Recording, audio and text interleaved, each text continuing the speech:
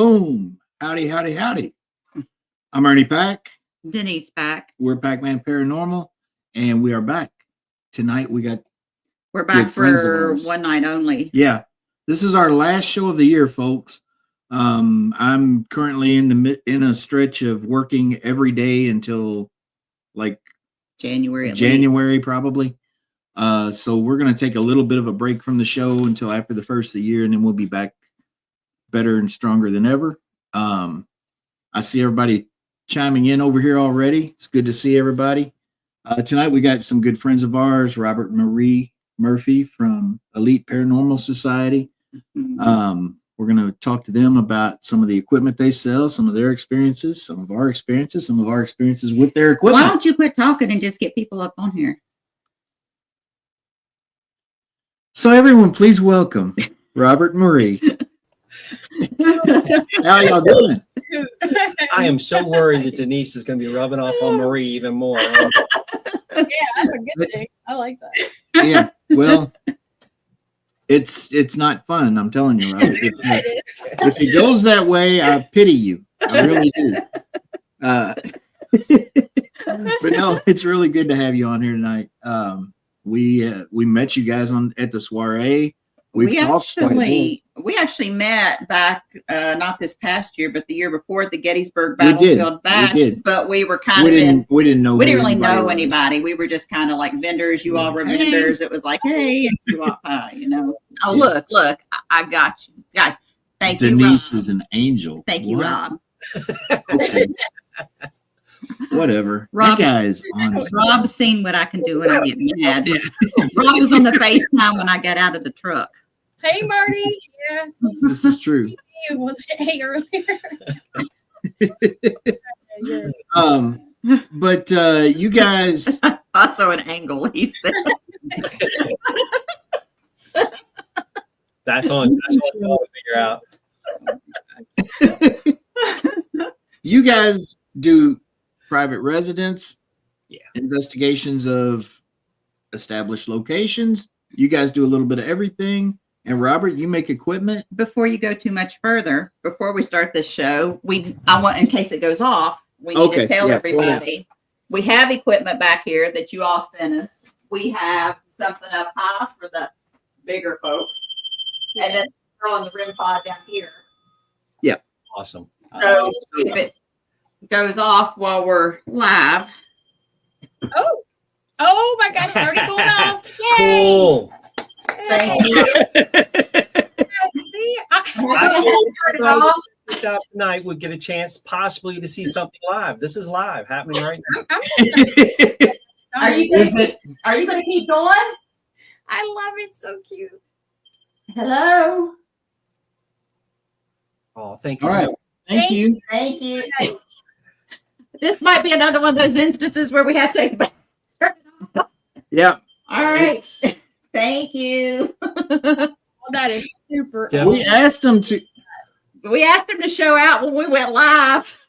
Well, ironically, we just spent the last 15 minutes talking about and it's been on the whole time and nothing so far. They're like, it's showtime. We're trying to get our TV. Well, we told them that we like she says, we told them we're getting ready to go live, and we'd love it if you guys would make an appearance. Well, I very much appreciate it. Thank you so much. Thank you. Whoever's doing that, thank you. Can we turn it off? Can we turn it off? Can you turn it off for us? Can you just stop for a minute? No, it just sped up. Did you see that? It's like, no, we're having too much fun over here. We ended up having. You put new batteries. I did. I just put new batteries in right before we looked. Up close, what it is, it's a bell. It stopped. Spirit bell. And it's a REM pod. So when energy gets close to it, it makes it go off, which obviously their energy is definitely not making it go off. It's too far away. Well, he asked them to stop, and it's not doing it anymore. Yeah, that's good. Just to prove a point, Ernie, go ahead. Ask him to turn it back on for you once. You got my permission. Can you turn it back on one more time, please? Just one more. Just once real quick. Can you do it? Icy Spirits is not. No, they're not going to do it. No, they're like, no. No, we are. Nope. You told me to stop. I'm stopping. So we'll see what happens with that. But you make stuff like that. Yes. And it works. Proof is in the pudding right there, live. Yeah. Rob builds most of the stuff, but like Icy Spears, I did build a rim. I didn't make the cat rim pod, yes. Yeah, for the past year, Marie's been building with me. She definitely builds quite a. We have an assortment, and I mean, anytime we go, hell, we can't go to a store without she'll be pulling something off the shelf. What do you think about this? I think we make a rim pod of this. We make a rim pod of this. Yeah. I think I'd be doing that too if we were tech savvy enough. I'm telling you, I never thought I would like it with all the wiring. I'm like, I have ADHD, so I'm like, I can't focus. But when I get into that, yeah, I'm into it. Look, Sarah, the fabulous force, and you had to throw it in there. Yes, right in there. We'll back it up over that. That was so fun. So, you guys sent us these things, and well, within the first 10 minutes of setting it out, the REM pod on the children's bed started going off. That is awesome. That seems to be their favorite. We haven't really heard that one has blipped twice when we had it back in the next room. But apparently it went off when we weren't here because the batteries ran dead in less than a day. Yep. So it must have been going off when we weren't there. Yep. These are the two items they have. And, you know, what's more recognizable? Some tube, straight up weird tube, or a bell? Yeah. Right. Right. And that's why we do most of our work in trigger objects, because it's something they can relate to easier. Yeah, and you guys make REM pods out of, I mean, I've seen lanterns. I mean, you got a truck there. You make them out of all kinds of things. I'm trying to find the Jack in the Box. That was a cool one that we want to send to you guys. Yeah, that'd be neat to see how it works, because we were just talking beforehand, and everybody's familiar with the Jack in the Box that you crank and it makes the noise, and eventually, you know, it pops out. Because we have one of these that they actually will do. We'll hear that going off, but there's nothing that pops out of that. The fact that they can even make that, but they're making noise. That's amazing. Right. That's so. The next question is, because you've heard it, Ernie, you woke up to it, right? Right. Yeah. Yeah. I woke up to that and you want to tell and some dirty draws. I don't want to do laundry that day. I got to tell them last night, y'all. No, we're talking about this. Oh gosh. Sorry. I'm sorry, y'all. He was walking to the bathroom naked. That sounds like Rob. And he's in the hallway. And she had to announce to the whole house, "You're walking through the house naked." And I'm like, I have got to go to the bathroom. Right? But we're the only ones living here. You know, there's no one else living here. So I go out of our bedroom and I walk past the ladies' room, Todd and Leanne's room. I see Leanne in here. Yep. This is the room they always stay in when they're here. And I walk past it, and there's a woman standing there in the doorway looking at me. He screamed like a girl. I did not scream like a girl. You said, "Oh Lord Jesus, she saw my wiener." I didn't. Would a girl say that? No. So Beth, our house was built in 1841. Yeah. So that happened. I bet you won't be sleeping naked when we. But that happened, and it was not what I would expect at all, but it happened. But anyway, we were talking about the music box before you butted in. Rob said she hopes she had good eyesight. Oh gosh. You stay quiet, okay? Hello, everyone, and Ernie. Gosh, this is so good. Hey, Damien, we used to be a brothel. That's what's funny about this. We were a brothel at one point. Yeah. So getting back to, an adult professional show like we like to put on here on Packman Paranormal Live. We are very professional broadcasters. Some of the most respected journalists in the world. But anyway, one night I'm laying in bed. Denise was out of town.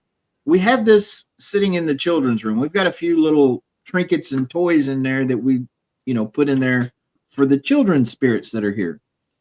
This thing has never gone off. This is what it sounds like when it goes off, and you've got to crank it to make this noise. Yeah. Imagine laying in what's called Kentucky's most haunted house that is very haunted and being asleep, the only one here, and you start hearing. Yeah. It's different when you're alone. And that wakes you up and you sit up in bed to make sure, am I dreaming or is this real? No, I'm not dreaming. So it stopped and I said, is that you in there playing with that toy? And I waited a second and it went. Oh man. And that's when I needed to change the sheets. So, yeah, if you guys have a Jack in the Box kind of thing, hopefully it will happen when Denise is here by herself. Because I didn't like that. Well, it should be a little bit louder too for you, so that helps. Yeah. For you. Yeah, we definitely need to get you two here. Yeah, you need to come and check it out. I see Adam over here. Yeah, Adam was the one that was here when the crystal moved Friday night. Yeah, and when the door kept opening on him because it was too cold outside, apparently. What was it that you guys were telling us about the crystals? There's a book. You tell the name because I never remember the name. There's of it. a book called The Spirited and Haunting History of West Point, Kentucky that has an entire chapter on the house. One of the stories in there is that children used to sit at the top of the steps and they would throw pebbles down the steps to try to land them on a particular. I'll go get the chalice of the rocks we've actually found in the house. Wow. It was a game that, the children, when they were alive here in the 1800s, early 1900s, they would throw these pebbles down the steps, try to land them on a particular step. And in modern day, people who've lived here and stayed here when it was a bed and breakfast have experienced finding rocks around the house. Oh, that's so cool. So when we moved in, we thought that'd be cool if that happens. Heck yeah. Well, we spent the first couple of weeks before we ever moved anything in here just cleaning up after the prior owner. And we came in, one night when we were leaving, Denise had said, it'd be nice if you guys would leave us a rock in here, because we were having experiences even cleaning the house up before we ever got started. They're not little rocks. Oh, yeah. And we came back the next day and that rock was sitting right in the middle of the staircase. Then we start finding more rocks around the house. They're not the kind of rocks that get stuck in the tread of your shoe and just wander in. So we decided we'd get some crystals. We put crystals on each step going up the staircase. And it started out, the crystals would occasionally move. There'd be one missing from a step and then there'd be two on another step. So they'd moved it up a couple of steps or something like that. And Leanne has found rocks while she's been here. The other night when Keith Paranormal was here, Adam, David, and Chad Cummings and his wife, we were giving them the tour, and I happened to look down and I noticed that a crystal was missing off of the third step. And we looked everywhere because, they helped. We always look to see if it's fallen because it could, get kicked off the step. Got kicked off the step. We looked around, everywhere, nowhere to be found. So they start their investigation and we go lights out and a couple hours go by. Before we flipped on the light. Before we found it, we kept hearing something metal in the room where this is at, and we couldn't put two and two together. But after we thought about it, it kind of sounded like that. Yeah. Like somebody was putting a rock in the chalice. Oh, man. So a couple hours go by. I turned the light on for a minute and looked, and in the parlor, right next to where that chalice is, there's a chair. Under that chair was that missing crystal. Maybe they tried to put it in there, and that was the noise that we heard, and it fell off onto the floor. Maybe. We had another one go missing a couple of weeks ago, and we have Gettysburg rocks on a bookshelf downstairs. It showed up beside those rocks on the bookshelf. Excuse me. Okay, how many hours does it take to get there? For you guys, probably about 5, something like that. I don't know. I think they're on the further. They way up by rock. Oh man, we're up by Maryland. We're right across the border from Maryland. We're at the top. I think y'all could be here in 7 or 8. Yeah, easy. I could get there fast. Just get the car drive. Come on down. We'll see you when you get here. But we have hairless guinea pigs too, Marie. Oh, you know I love the animals. They look like little hippos. Rob's saying, tell them we're supposed to be interviewing them. They don't want to hear about all of our stories. We love hearing about them. My gosh, that is incredible activity. It is. It's amazing. How big is, and I've never used them, how big is an air tag? I've never used an air tag. I don't know. Does anybody really, because I mean, I was thinking you're talking about more like little pebbles that were being left, not rocks. No, these are yeah, I mean, you know. I mean, anybody who's been in the field for a while, you understand the significance of not a little pea-sized piece, but an actual rock. The amount of energy it takes to move that, to make the actual music box play, that's extraordinary. Well, since Todd mentioned the wet flowers, we'll talk about that because you're talking about the amount of energy, and we don't want to make this show all about us. We want you guys, if you got stories you want to throw in or whatever, we don't have a show after us, so we're good for whatever. Yeah. We have a crepe myrtle tree in front of our house. That's just something, you know, a little piece of knowledge to file back here. We have a crepe myrtle as you walk up the walkway to the house. We had look, Adam said the air tags are about like $half the size of a $50. Okay. We'll get back to that. Yeah. We had a storm rolling in one night, and we live on the river. The river's right in our backyard. So we went out on the back porch to watch the storm roll in, and it started getting to where the rain was pouring in on us. So we come back in the house, and the house just felt heavier, darker. And we thought, well, because we don't sit around the house and pull out equipment and stuff all the time, but this is home. You know, we don't sit here and investigate 24/7. But we thought, you know, let's see if they'll interact with us tonight. And we don't use a lot of equipment, but that night we did. We put out 2 or 3 REM pods and flashlight, things like that. Yeah. And you don't have to name every freaking piece of equipment that went out, buddy. This is why the stories take 5 hours. Anyway. We go to the parlor, and in the parlor, we can see the living room. We can see the foyer. So we have all this equipment to where we can stand in this one vantage point and see all of it. Right. We did this. We have an 1800s organ downstairs in the living room. It came out of a funeral home. We had a REM pod setting on that, and we were a whole room away from it, and we could see it. Nothing. We saw nothing. 15 minutes, not even a shadow. So we were like, okay, they just don't want to talk, so that's fine. Well, when Ernie went to reach for that REM pod, it went off, so we knew it was working.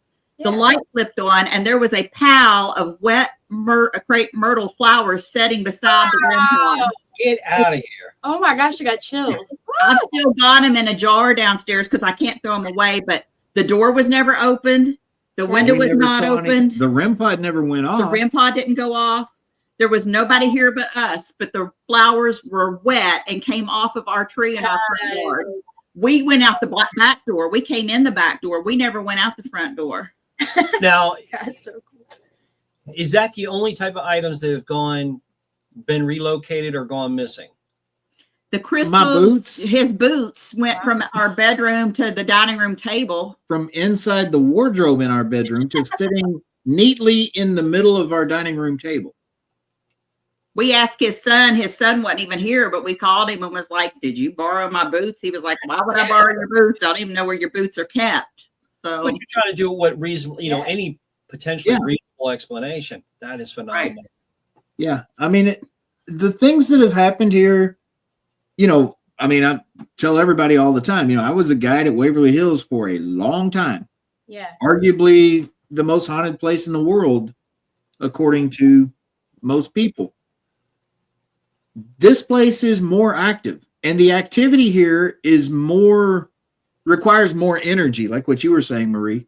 I mean, it's things, doors opening and closing, cabinets, drawers, move locations, changing location, full-bodied apparitions. There's a chair. Voices. We have a fireplace in every room, and we try to put furniture facing the fireplaces. There's a chair downstairs that's kind of catacornered to the couch that we have kind of facing the fireplace. And about every 2 days, that chair turns to face the couch, like somebody's having a conversation, and I have to go and I turn it back around. And then 2 days later, it turns again. The cabinets, all the cabinets open. Drawers, they started opening dresser drawers. We found a drawer down in the dining room open. Now, what most of us go through when we're investigating is, of course, as soon as you turn the camera towards something, everything goes off. But you guys did that video with the equipment, and cool. it worked perfectly fine. Mm-hmm. So right. I would love, if we come down, I would love, honestly, I'd give you guys a CCTV camera system that you guys can put up in your own. I'd set it up for you the whole 9 yards. He's wanting to see the winner. That chair moving would be incredible. That's a different network. We can show that video if anybody anybody that hasn't seen the video of the REM pod going off the other night. You want to talk about this? You were in the bathroom. I was in here. He was in here watching that was neat. Football game or something. Before you show it, look, for anybody watching, anybody comes back, you guys have a fantastic number of viewers. You guys have a fantastic number of viewers. The one thing to take away from this, again, honestly, I'm being all sincere as far as on a serious note for a moment, is their approach. Again, they're not antagonistic. They're talking to them like it's a real live person on the other side, a child or whatever. I love it. They're talking to them normal. They're very thankful for it. Just watch the demeanor. Play that for them. That would be great. All right, let's do this. But you go ahead and talk. We got to thank Rob Stanky Bitch. Yeah, we need to thank for loading this our fearless cult leader. Denise recorded it on her cult phone, and we could not get it to transfer into StreamYard smoothly, so we had to contact tech support. And bitch. Rob was happy to upload the video, and we've got it now. So talk about. I was coming out of the bathroom. He was in here watching a game on the computer, and I was like, "What is that noise?" And I look and I see the light splashing on the kid's bed, and I'm like, "That's the REM pod." So then I started recording, and then you can see what happens. Of course, she yelled at me, so I came running too. So here we go. Thank you so much. Can you turn it off? Is it okay if we come closer? We're going to walk a little closer, okay? I'm just going to come to the top of the stairs. Can you turn it on again? There you go. Robert and Marie are going to be so happy to see you playing with that. They sent that just for you. Can you turn it back off again? Move away from it for a minute, please. Thank you. Let's try it one more time. Can you turn it on one more time? There you go. Thank you. Are you having fun with that? We appreciate it when you come out and play. We're glad that you're comfortable. I can't tell. I don't think so. I don't hear the other one. So you're figuring it out, huh? That's there for you to play with. You play with it as much as you want to. I'm just happy that you're finally comfortable enough to play with it some more. Can you turn it off? I want to tell you something about it. There's a bell on top of there. If you just tap that bell on the top, it'll ring. Can you try that, please? Just tap the bell. They like the pretty lights. They like the lights. Awesome. You know you're welcome to go anywhere in this house anytime you want to and play with anything you want to play with, okay? Thank you so much.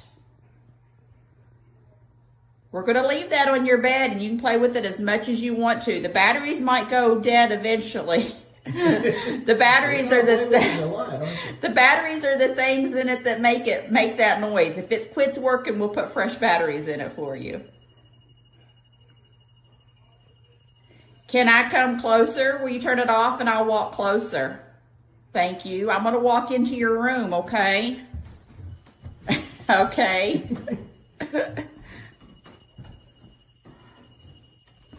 If there's anyone in here that wants to tell me their name, you can tell me your name. This recording will pick it up.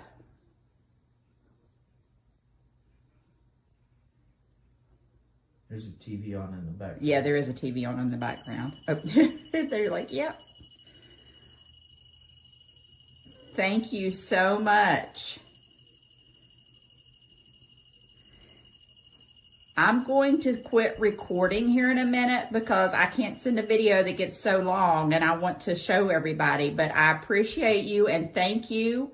And I'm going to leave you alone and let you play with that all you want to. And remember, you've got all these other toys you can play with too. Can you turn it off when I count to 3? 1, 2, 3. Can you turn it off? Thank you. Close enough. Thank you. All right, folks, there you have it. Man, you guys got a couple EVPs in there. Yeah. I will say there at the end, there was a stomach growl because I did weed that out. But right after, I think after he says there's a TV in the background and I say something else, there is a voice that we don't know what that is. Yeah. Yeah. There's a couple of voices that we hear in there when you listen to it, up close that you can tell they are not the TV. Because they're closer, they're not muffled, but they're very hard to make out exactly what they're saying. I love that it. was. And your approach, I love it. I love how soft spoken you are. How, oh my gosh, I can't wait. And what's that? That question that came up, was it Damien that had the question? Somebody had a question as far as Damien. I was trying to get back to it there. It was actually a really good question to ask. I'll let you all answer that first. Both of you guys have abilities, true or false? Yes. Yes. We know spirits or energies, people on the other side are drawn to those that have abilities. You seem to be more open. You have a light, so it's easier for they can sense it. They know it. Yeah. So with two of you being in the same house, I know from investigating when I have a house that has multiple people that are gifted in one degree or another, really doesn't matter. Just the fact that they're gifted. I know there's a higher intensity. I absolutely believe that to be part of it. Yeah. But I still think it's your approach. Just you guys being so relaxed about everything. Yeah. Except for when you hear that little noise. That or when somebody sees his wiener. Yeah. No, when I see someone in a room where there's nobody supposed to be. I admit, with it being a brothel before, you're right. That is a trigger object. We'll have to get some different kind of toys and make some different kind of rim. All right. No, we do not.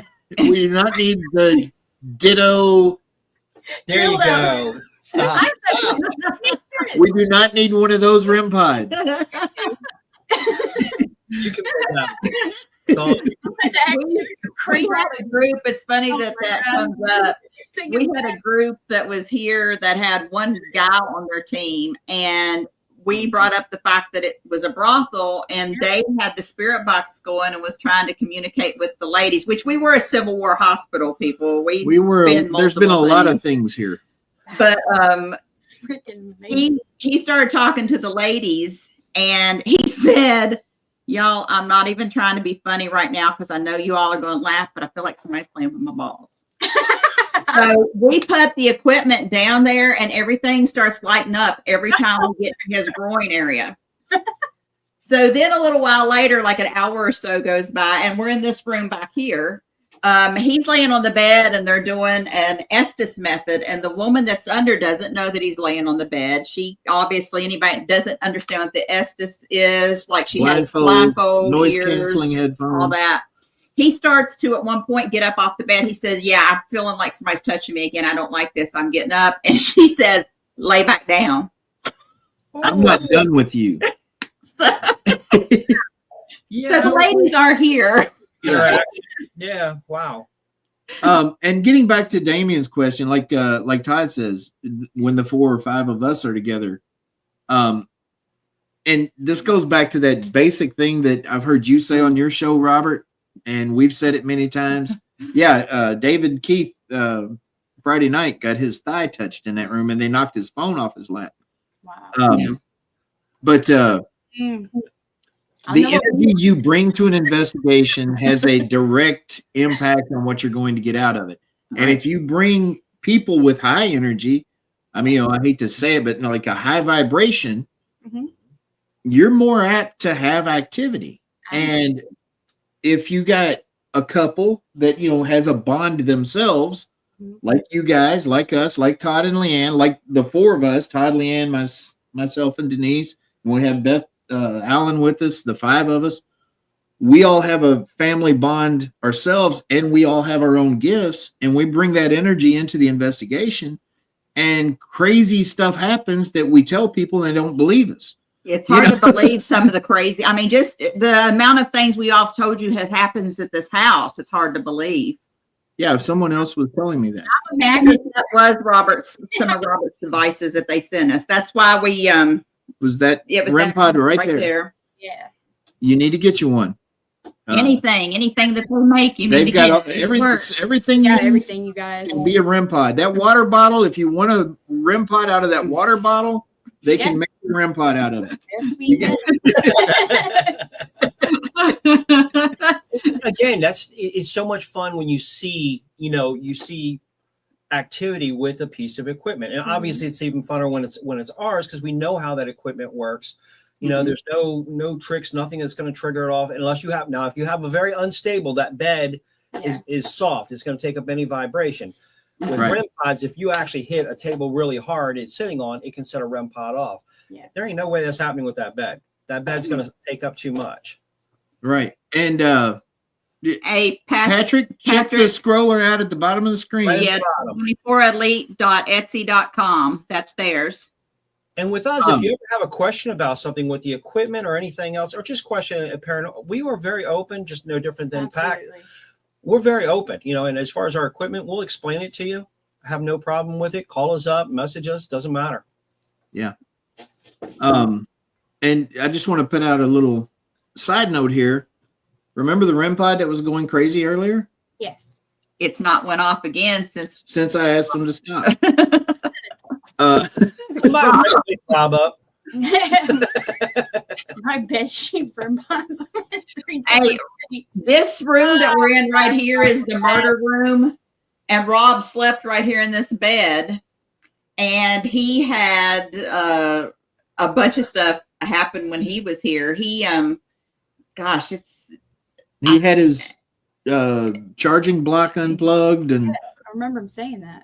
He had a lot of different things happen. He tried to replug it in and charge it the next day. Like he woke up the next morning and his hearing aids weren't charged. Yeah. And he thought, what has happened? And he looked and the whole charging brick had been taken out of the wall and was like 4 feet away. It didn't just fall out.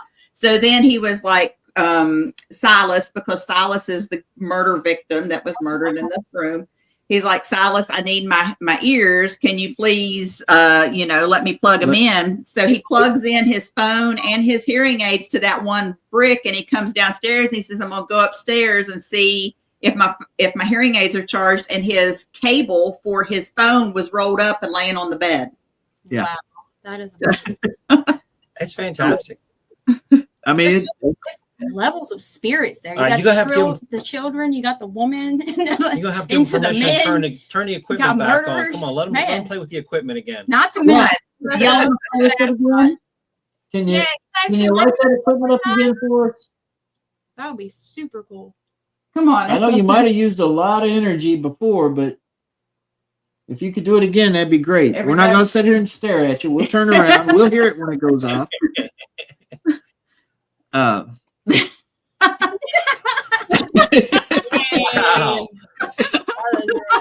Yeah, boot him. Robert is right out there. Hey, Rob, you did get the experience of running into Ernie in his underwear in the middle of the night. Y'all, Ernie has a problem with his clothes. I don't know if y'all will come spend the night or not. Well, at least he has underwear on this time. Hey, Rob got lucky that night. Oh gosh. Animal, we do have some jokesters here. Yeah, we have. There's Todd. Did you see Todd's old ladies? Yeah, Todd had an old lady in a red hiding behind the refrigerator door on him, and he opened the refrigerator, got some milk, closed the refrigerator, and there she was. And he screamed Todd screamed like a girl. You guys got some type of portal there or something with all that activity, the UFOs and the Sasquatch. Yeah, because you're not just limited to right. I'm telling you, you have to get me out of there. Well, I don't know. Hey, we got historic properties for sale here in West Point. Just saying. Just saying. Wow. Good prices on them too. That's what I'm talking about. Come on, but Marie, they don't have an ordinance on animals either. So yeah, that's what I'm talking about. Chickens and pigs right in your backyard and goats. Not helping. Just stop. We'd love to have you all in town, but we've got a chicken gang already. Yeah. Yeah. Don't forget the fading goats. I gotta have that. That was for the squatches. I love the fading goats. Love the fading goats. I don't know if you guys have read Brandon Alvis's book, his and Mustafa Gadalari's book, Elements of a Haunting. Bringing up right there. Yeah, we have it. No. They talk about the elements of a haunting. I've got an extra copy. Send me your address afterwards, and I'll send you a book. There you go. All right. They talk about the elements of a haunting being running water. Wow. We've got 2 rivers that come together in our backyard. Yeah. Limestone. There's a limestone quarry right across the highway over here. Cave systems. We're on top of one of We're over top of the Mammoth Cave system. Cave system. Railroad tracks, because they're unending conductors. We right? got 2 that cross. We've got an X right in the middle of town where 2 railroad tracks cross. Man, you guys We've got Civil War history. We've got Indian massacres here. Wow. All those things are what are considered elements of a haunting, and they're all kind of right here within 300, 400 yards of the house. So this whole town is really haunted. You got the perfect storm. You got the perfect activity. You know, it's like deer hunting's right there. Wild game hunting. We can go gold mining. You got the freaking caverns there. To go a step closer or further with the whole talking about the Sasquatch thing. That's the whole Sasquatch thing, you know, because Fort Duffield is what we run paranormal investigations out of, and it's right up on the hill here. Right. It borders Fort Knox, actually borders West Point. Our main street, we lose cell signal because the air tactical fields are right down here. Well, for a long time, Fort Knox owned that Fort Duffield property and then gave it back to the city. So, you know, there's no people other than the soldiers that could be part of that property. So where's the perfect place for Sasquatch? Something that's very reclusive. And if you ask any of those guys, if you see, because, you know, we're right here near a base, you see them in town and stuff. Yeah. If you ask any of them, they'll tell you there are things back there that they're not allowed to talk about. Wow. So we border the property. Oh boy. So come on down. But let's talk about you guys. We keep going back to our stuff. I'm trying to get it back. Yeah, top this. You guys do a show here on the Get Haunted Network every Sunday afternoon. 4 p.m. 4 p.m. He always misses it. I'm always at work and hardly ever get to even listen. But you guys talk about a little bit of everything. Today you were talking about how to upload an audio file, and Denise said I was trying to pay attention, but it was text stuff. It's not like I can't pay attention. I have to really be into it to pay attention. But I mean, you guys, we saw you guys at the Supernatural Soiree. We saw you guys at the Gettysburg Bash last year. We get around. You guys have sell your equipment. You travel to these cons and events and everything. I mean, do you have anything planned coming up? I mean, any outing? House. That's where I'm going. That's on my list. There's nothing else on her plate, on her mind, or Marie, pack a bag. I work 3 days a week. On the days that I have to work, the house is yours. I have a dog and I have 2 hairless guinea pigs. They look like little hippos. They like company. They look like little testicles, is what they look like. Hey, you have a husband and an 8-year-old daughter. Stay, okay? They can come too. Okay, for a little while. Sorry.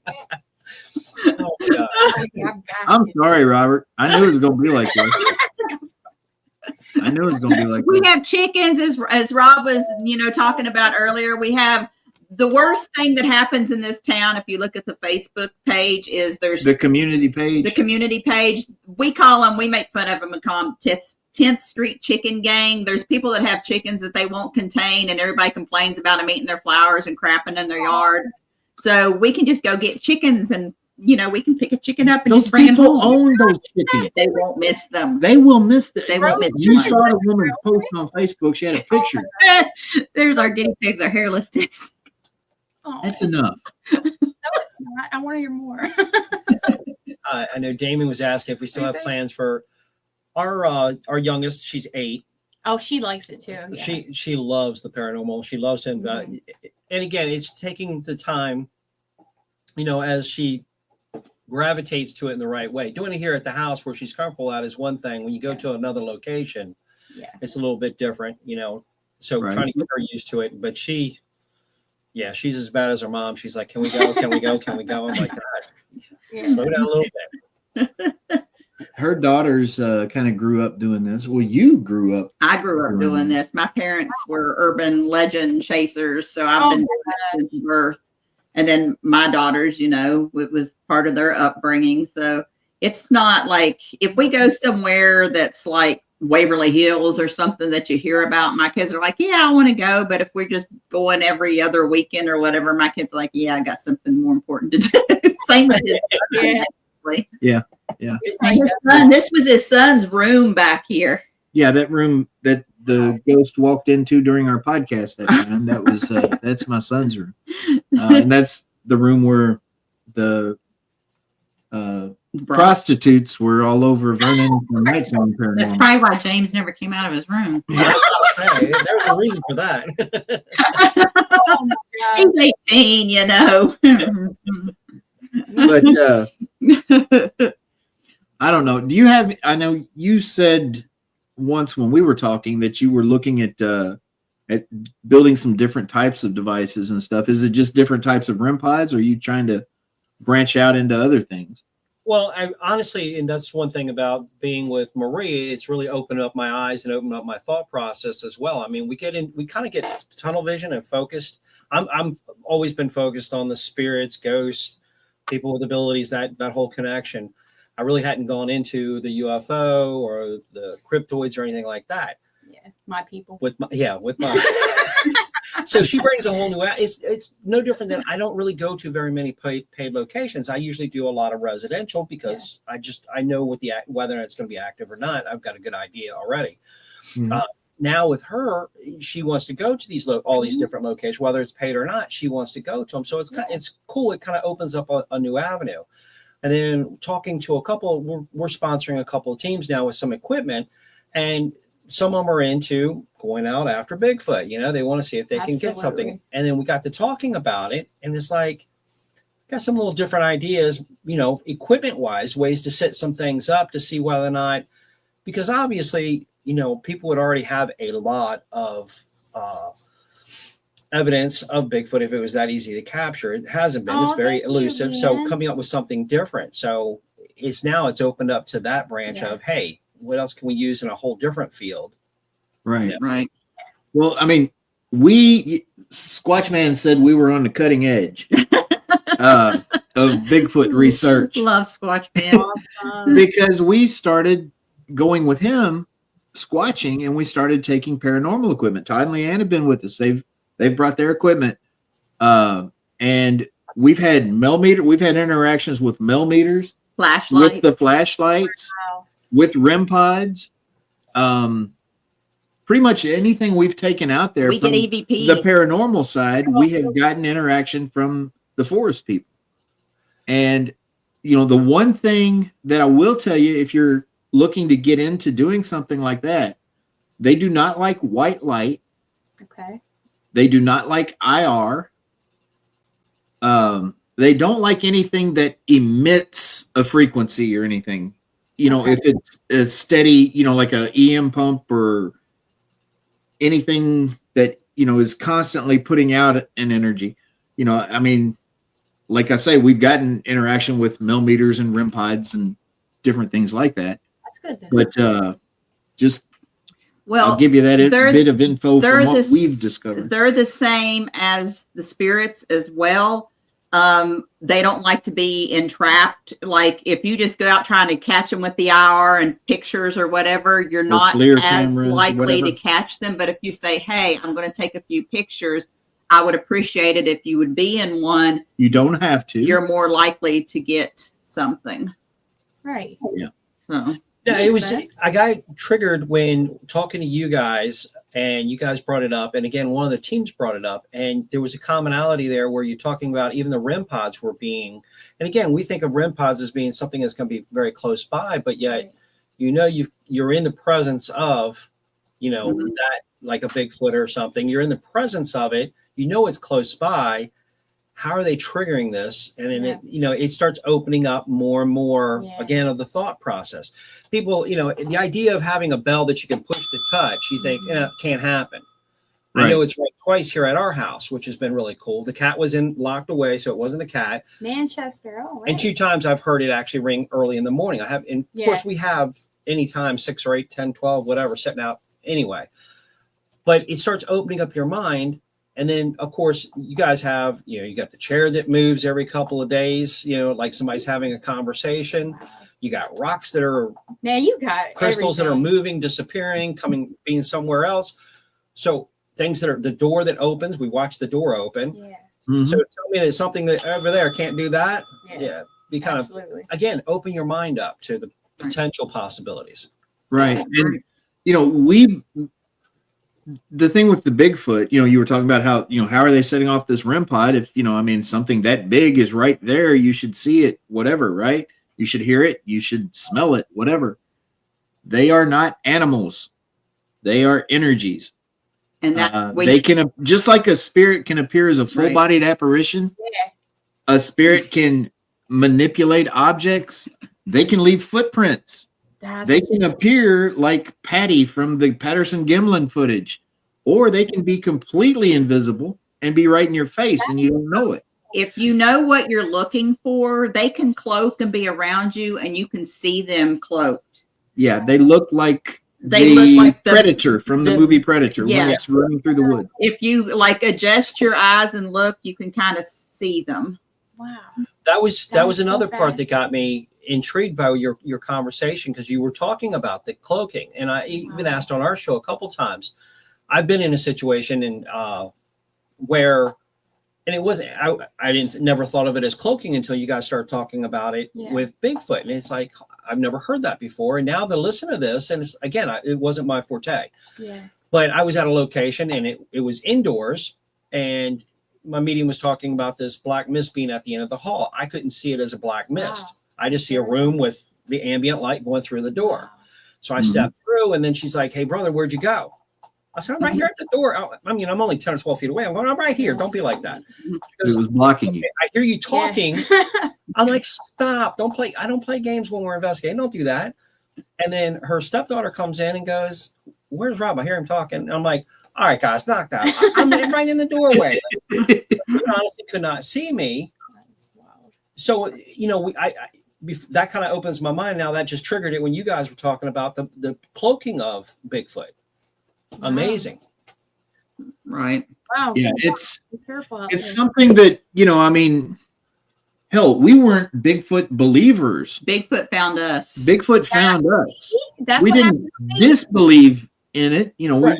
because of what we do, we're open-minded to any possibilities. And then, you know, so then when we had our first encounter, I'm like, that is a beast that will rip me to shreds, you know. And it's, you know, we had a growl, and I'm like, don't you we? We jointly said after this long guttural growl, well, let's get back to the van. And so we left, and we were a little bit shook up by what we heard and what we had seen.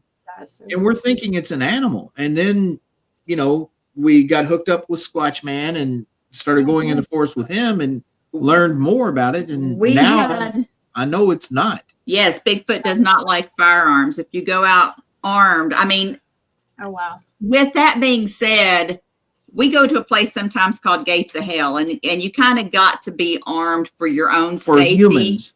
But they know the intent. Like if you just happen to have your firearm for your own personal protection, you're fine. But if you go out thinking I'm going to shoot this thing, oh my gosh!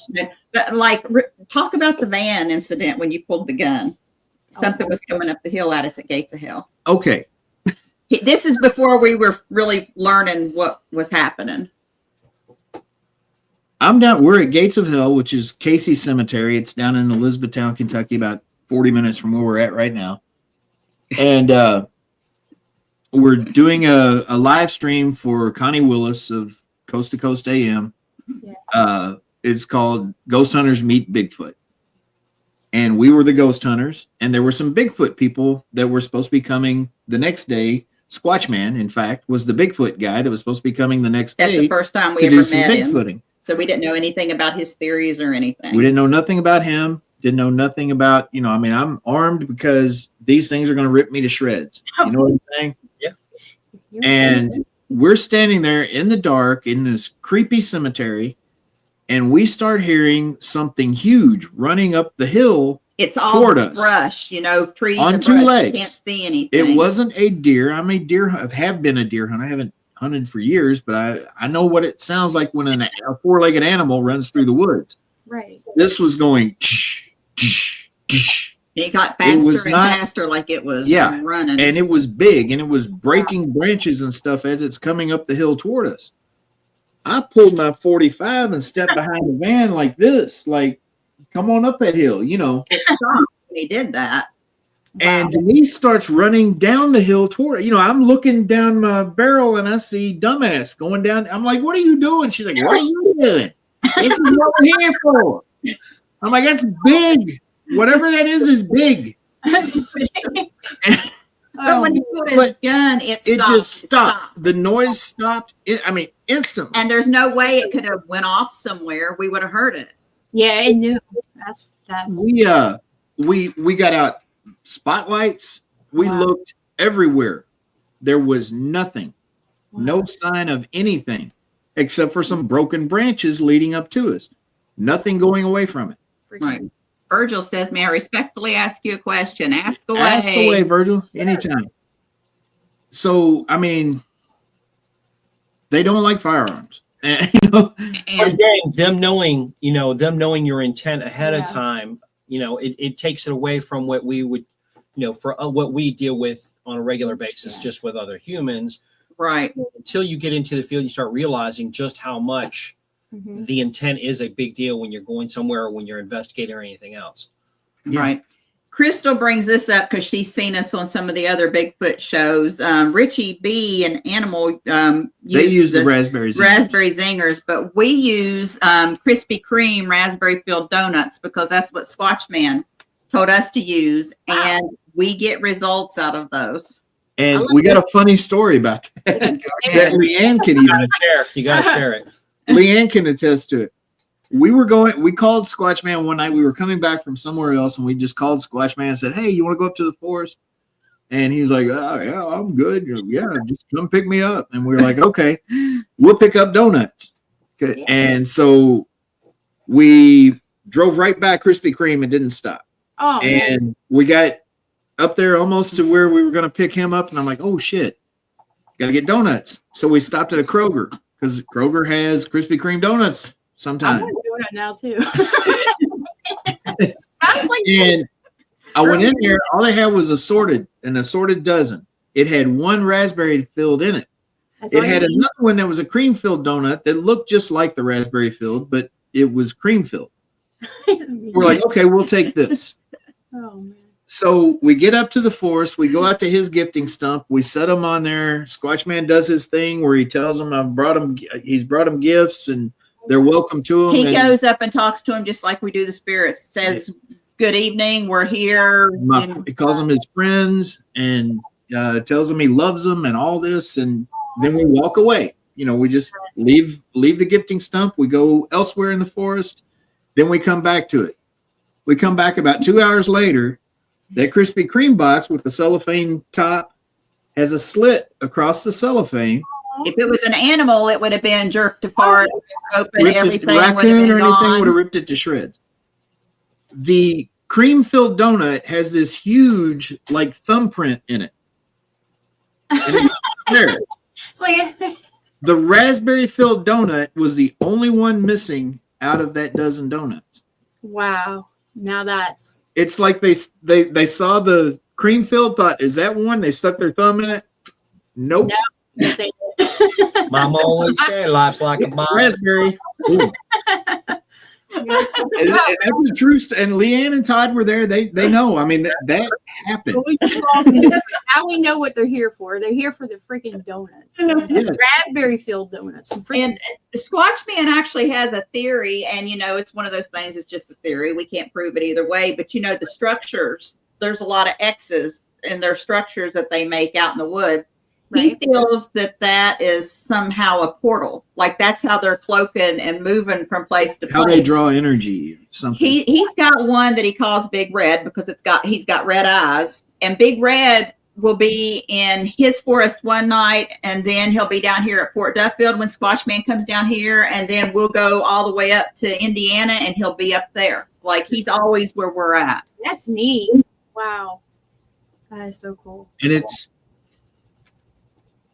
Like I said, it hasn't been filmed, or could this be an intermittent?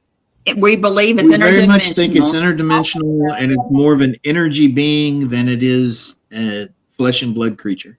Right. It can appear as a flesh and blood creature, like I said earlier, just like a spirit can appear as a full-bodied apparition, as real as you and me, but also can be invisible and you just hear their voice or something. Right. It's kind of where we get taken, unfortunately. Again, we get caught up in things. We think of, your gorillas, orangutans, monkeys, or anything else being that type of physical. It's a primate, it's this, it's that. Now, if you actually sit here and listen to this conversation, you listen to the intelligence level in all sincerity, how much different it is. I would say higher. They've got a very high. And the fact that they can sense so much, and they have been, honestly, out after all this time, they've been so elusive. Yes. It seems to make that there's a very solid possibility that they're, to your point, interdimensional, something else that's got, just because we think of, a hairy animal being an animal or whatever, it doesn't necessarily mean it is, but it's kind of ingrained in our minds. That's so neat. Right. And I don't know if Rob is still in here. I know he was chiming in a few minutes ago, but one of the things that we demonstrated to him, and he can attest to this, is when he was at our event in July up at the fort, and at the last two events we've had at the fort, we've had 20 plus people see a family of Bigfoot out in the woods. Oh, they've all witnessed it. Not a single person pulled a camera out. Rob is here. Not a single person pulled a camera out, but when Rob had his experience up at the fort and saw there was like 11 or 12 of them out there, big ones, little ones, in the trees, on the ground, he got a surging headache at one point. And I said, walk over there and ask them to help you. And he went over and asked them to help him, and his headache was immediately relieved. And he came back to us. You guys know how Rob is. He came back to us in tears. He's like, that is so awesome. It's a spiritual experience. Wow. And I mean, I believe that they are protectors. I believe they're energy beings that are protectors of the forest, of the creatures in the forest, of nature itself, and of us even. And, you know, as long as we're treating them right, and treating the forest right, treating the creatures of the forest right, doing things right and good and have good energy, I think that there's no reason to fear them or anything like that. You must have known. You know how you are, Rob. Everybody knows what the fuck that means. You're a very emotional guy, very sincere guy. He is. But we also believe, you know, that they're not to be toyed with. We believe they can be that vicious, rip you apart person. I believe that's how people wind up on an episode of Missing 411, is they go out there with bad intentions. I believe even, like he says, intentions, depending on your intention depends on what reaction you're going to get from them. Right. Yeah. I agree. There was a group of people. It was in Russia, in a very heavy snowed area. The hiker. Unfortunately, ended up being no survivors of that, but they couldn't attest to what it was. Mm-hmm. Again, we think of normal tracks leading up to. You take all that out. It's everything you would think of. You'd have to take out. So again, it's you got something that can do something that we can't even fathom. Honestly, most of us can't even fathom. So yeah, it's so neat. Yeah. Rob said he saw the eyes. Yeah. We should have brought him in to talk about his experience. Yeah, it's. Like I say, 5 years ago, all this stuff would have sounded crazy to me until I experienced it. And it's, I don't know. It's, you've had Bigfoot sightings since the beginning of time. There are cave drawings of Bigfoot, UFO, all of it. Yep. Yeah. Okay. Let's go down the rabbit hole here. Bigfoot is this energy, right? Mm-hmm. That wants to relate to people. Yeah. It sees early man, right? So it appears in the image of early man. Correct. Tech support, hey. There you go. This hairy creature that resembles an ape. Right. And it just hasn't ever changed that appearance. There's a crazy theory, but is that not a plausible theory when you think about it? I would think so. That's what I'm saying. There's no such as far-fetched. Realistically, it is. We've seen freaking fairies, so it's like I showed you that picture. Well, I have now, how do you disregard anything? He doesn't have his eyeshadow. Speaking of fairies. Before you beat him up on his eyeshadow, look, we are genuinely on the Get Haunted platform. What other platform has tech support at? What? Right. What time is that? A little after 9:00 at night, and poof, there they go. 24/7, man. Exactly. You want to talk about your experience up at the fort with the forest people?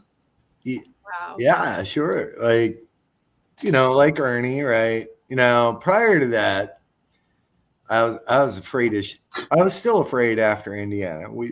Denise, Ernie, Todd, and Leanne came up to an event we had in Indiana at ISS, and I saw, these things they just show up for them, right? I know what I saw, and we saw the eye shine. Wow. It was there. I know what I saw. I saw this semi-cloaked figure between trees, but I still wasn't I remember getting in the car, right? Because we were going to look for that. We lost someone, and Denise was in the car next to me, and I just remember, hey, Brandy. I remember saying to Sarah, I think I was like, I don't know what the fuck I just saw, and I know Denise overheard me, right? Yeah. I just know I saw something, and I believed it, but I didn't know what I saw. And it was just a figure, and it was there, and then it wasn't. But then we went to Duffield, and it was more of a hangout than anything, right? That's what that whole event's about. And, I'm sitting there, and I did want this more than anything, but I was afraid. I was worried, Ernie, that these things will kill you and hurt you. And So we're just sitting around the campfire, and Leanne comes down the hill. Yeah. Leanne she was trying to get him away before everybody else saw it, because when everybody finds out there's a Bigfoot out there, everybody's like, so we wanted him to have the experience first. Yeah, they, so went up the hill, and we're at the top of the hill at this trailhead, and I'm looking, and they're like, "Did you see it?" And like when you look down the bottom of this trailhead, I could see sort of like shadows moving, but then I started seeing the eye. I saw the eyes, like they were there. Like there was like several, right? Maybe 3 or 4. And I'm looking, and I'm like, no, like this fucking cannot be real. And they're looking at us, and we're looking at them. And then like word got out, right? And I'm not doing this story a whole lot of justice, but more people came up the hill, and we're all looking, and then Squatch Man comes up, and he goes up to the edge of the woods, and he's like, my friends, and he's talking to them, and then there was just 10, 12, and they're fucking right there, and they're like little one, like baby one. There's little ones like 10 feet from us, just looking at, and there were probably 19 people just standing there in awe. Like he's got a connection with them. They just trust him, and they oh my god! Right? So I didn't have any desire to grab my phone or not. Like I just could not tear myself away. Yeah, we were just connected. Like everybody, and they're looking at us, and we're looking at them. They're not. They're in trees. They're on the ground. They're everywhere, and I'm going, there's no fucking way. There's no way. This can't. And I'm looking at people next to me, like, are you serious? This shit? They're like, bro, fucking forest people. I'm like, I'm dying. So then I was like, we're gonna somehow. Todd, Leanne, and I were like, let's go closer. That's kind of messed up there, buddy. Oh, Virgil. I'm like, let's get closer. So we tried. We started making our way down the trailhead. I was up front, and it just for whatever reason, we were all just stopped in our tracks, and I was like, I can't. They let you know if you get too close. I was getting too close. I could feel it, and it made me feel like shit. And so we stopped, and I told Todd and Leanne what was going on. And they're like, yeah, we need to stop. And that's when the headache started. Like I got too close to whatever, right? And the only thing ever in my life when I had my house, it was a fairly big size house. I bought an Orbi, like industrial Orbi, like a business Wi-Fi router. And it fucked me up for months. Like I was going to doctors. I had headaches and neck ache for a while. And then nobody could figure anything out. And then it turned out that I started reading about this Orbi because it was the only new thing really in my house. And I'm like, can that be it? And certain people were very sensitive to that, but it was a similar kind of headache, right? Like not like you got hit in the head kind of headache.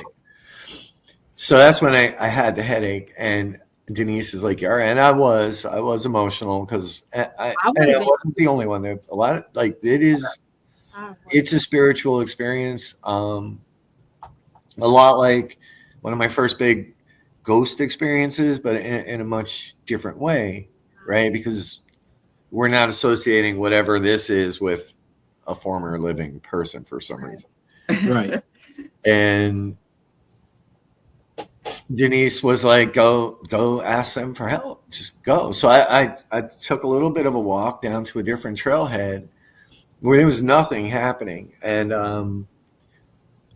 I was just too nervous to go down the hill. So but I was like, I'm going to stay up here and talk to them. And by the way, Squatch Man knew. However hell he knew I went down that hill. He was like, you're not supposed to go down there. And they told him. And I was just like looking out, and I was like, hey, like my head Like, I don't feel good. I need your help. Like, would you help me? You know, up in the tree. I swear on everything.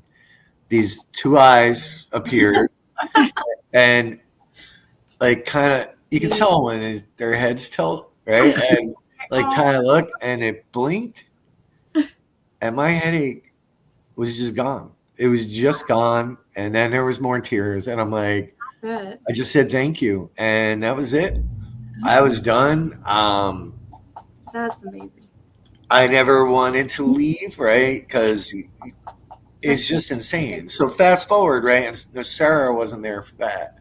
Then we go back out to Indiana, right? And sure as shit, they show there's Sarah now. There's Sarah right there.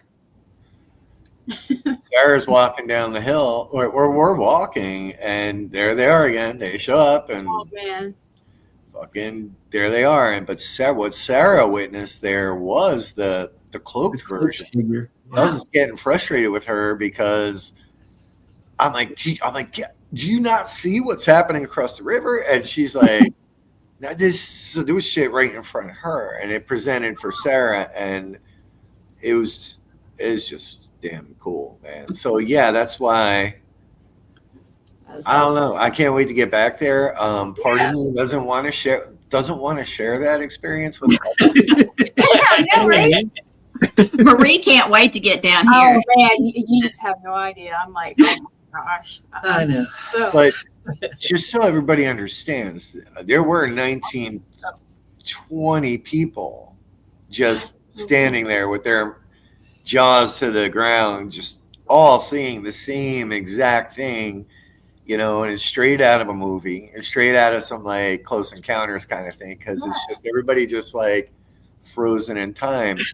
I had a picture. I can't remember. With the in between the trees. Yeah. Somebody showed us a picture at the soiree. Yeah.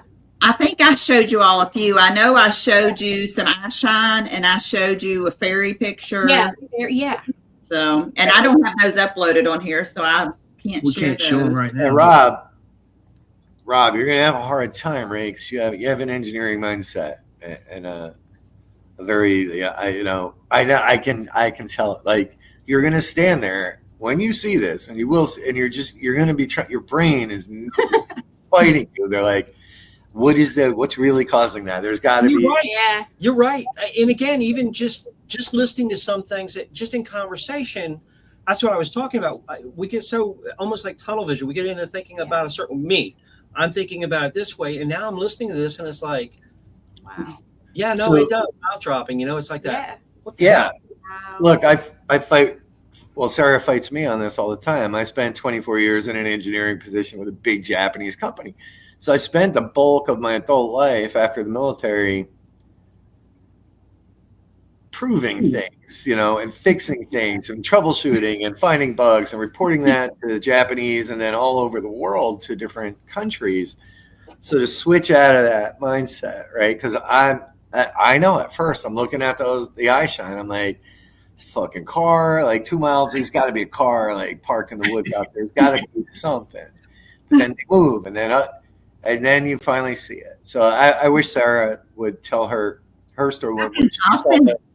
Sarah, I'll send you a link. I don't know. It's like I told Rob when I sent him the link. She might not want to come on. There's might be in her skivvy. Yeah. There's no obligation. There's definitely no obligation. Sarah, we want to hear about it. Come on now. But the way she describes. Oh my Do you think your emotional feelings were felt by them as a group and they were safe to come forward? Damien, I think it goes back to that thing about intent. Yeah. Oh, it could be. I think that happens even with the traditional when we're on ghost hunts, right? Like they know, right? You know, and it's look, if you sit like this on a bus, yeah, nobody's going to talk to you. Nobody's sitting next to you, right? But if you're welcoming, I'm just kidding you. It's actually, I don't know, man. Just it's going to be hard to switch out engineering mode, but I appreciate him that. and I are opposite.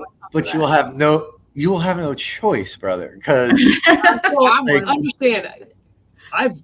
I've hunted ever since I could, by all means. I grew up being in the woods, being alone, spending more time in the woods.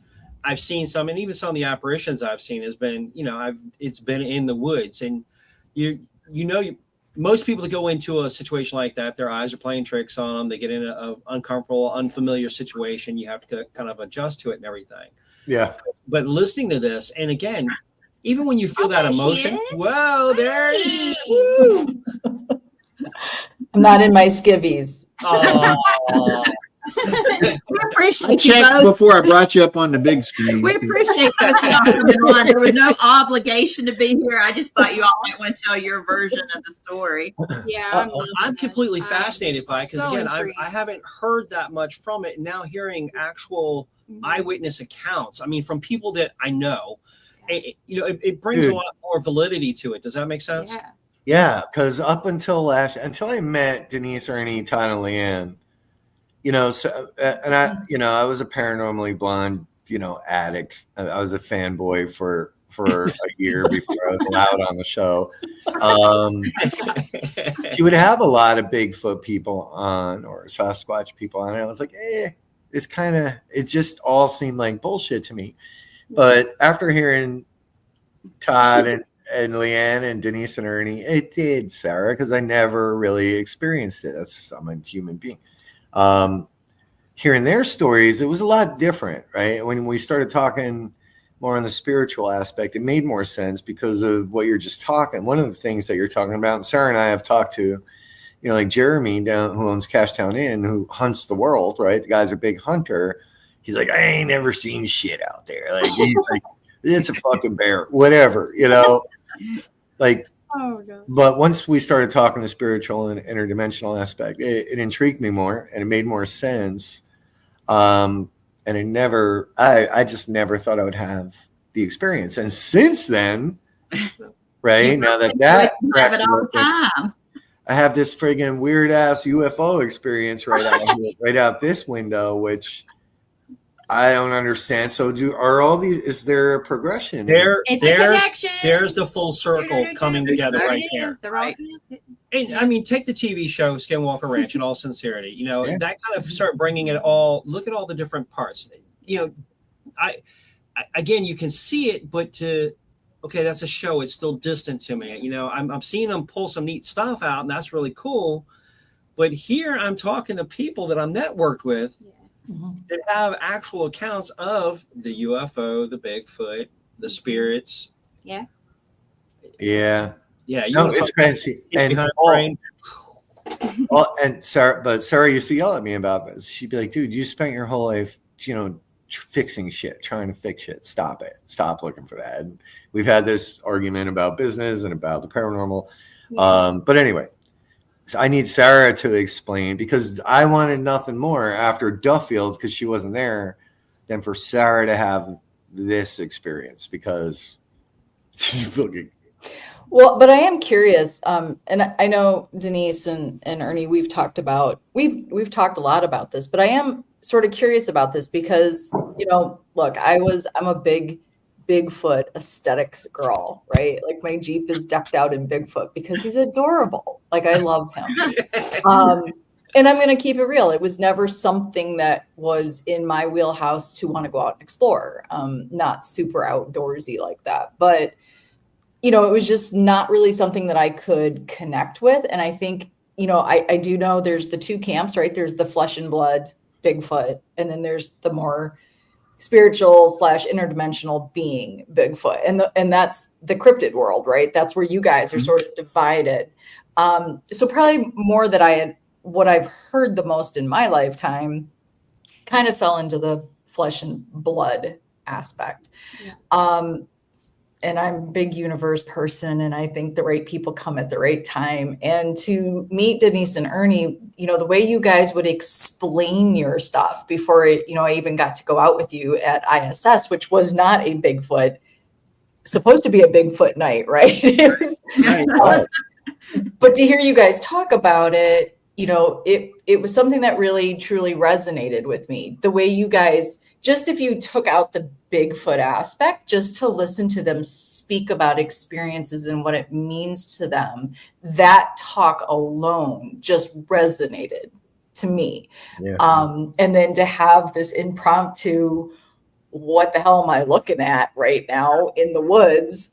It definitely showed up at ISS. You guys saw it, right? I think it was Todd, right? Todd or Leanne saw it right away. Yeah. It looked like he might have got a picture of it too during our introduction. So I'm like, how the fuck did, Right? Yeah. And I think we even talked about, like, does it follow you? But what I'm super curious about, because it is an interdimensional, more spirit to me. Don't anybody shoot me for that one. Like, to me, it is definitely more of an interdimensional spiritual situation. But what I'm super curious about is, why does this particular experience show up when it does? And once you've had one, like, are you now more prone?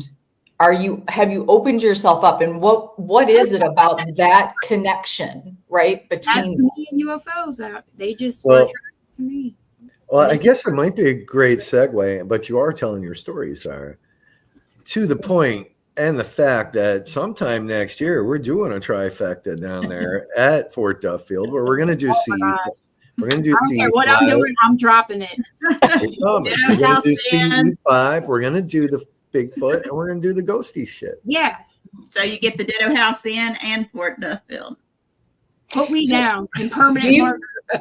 Do you guys, though, when you're out there doing, and I know that you're not always necessarily looking for it, because at ISS, you guys were at an event with us and you were hanging out before I think we got even started really with our intro, and it sort of started happening.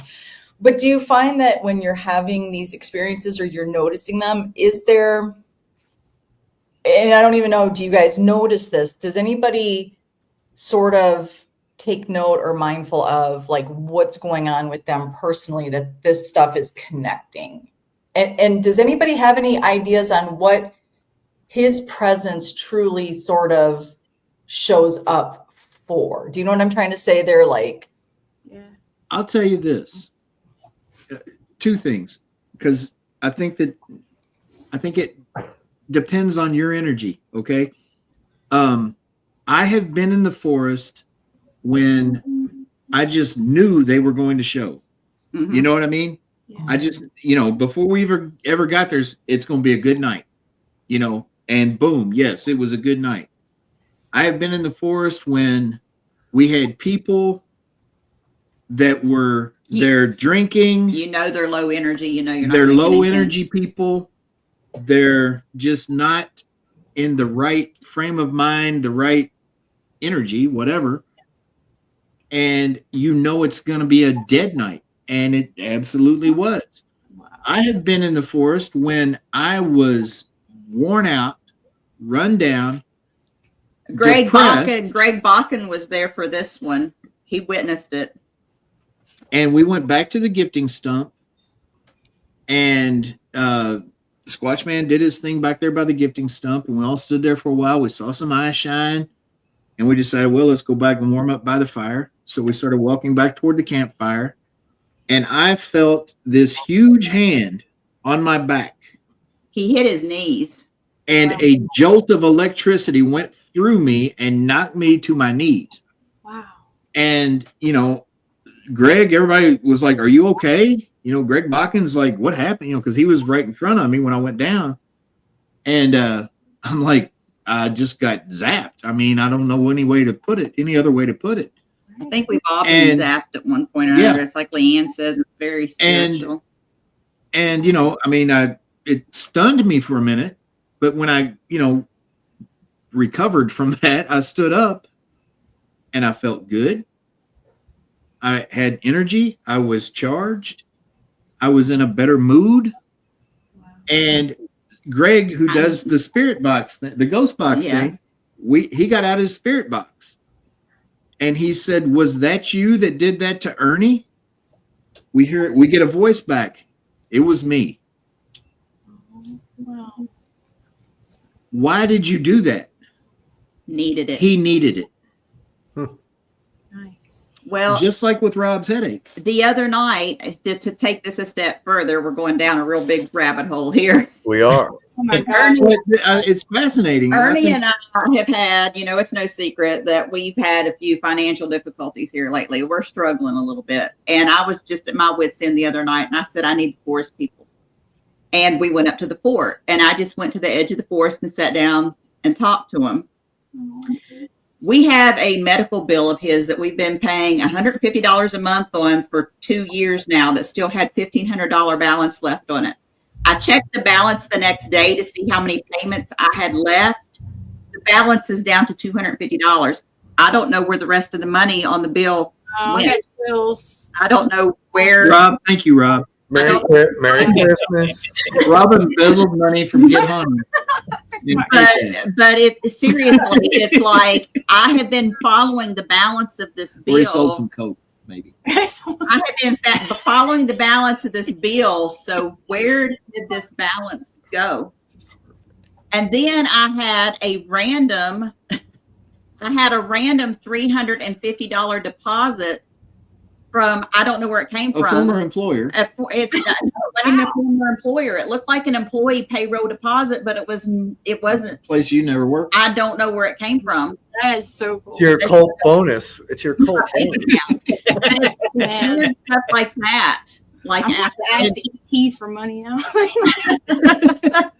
I mean, I don't know that these things are a direct result of the forest people or the spirit. But it's ironic that they. But it's universal intervention, divine intervention, like Brandy Sampson says. I know we believe in that. It has happened, and So do you guys follow, and again, I've not done that much research, but the little I do know, so it sort of goes towards the Native American beliefs and practices that he sort of falls under, he, she, whatever, they, Bigfoot falls under.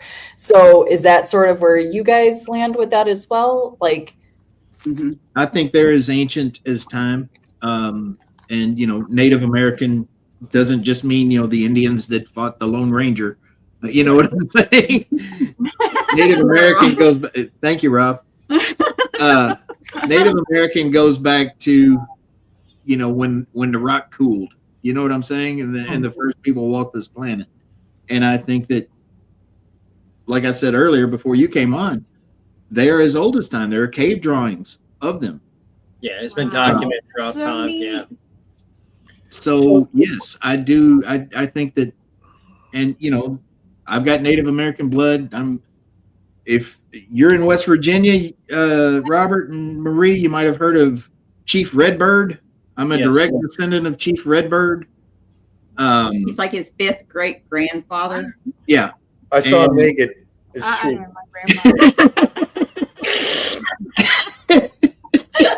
With eye contact, right, Rob? Yeah.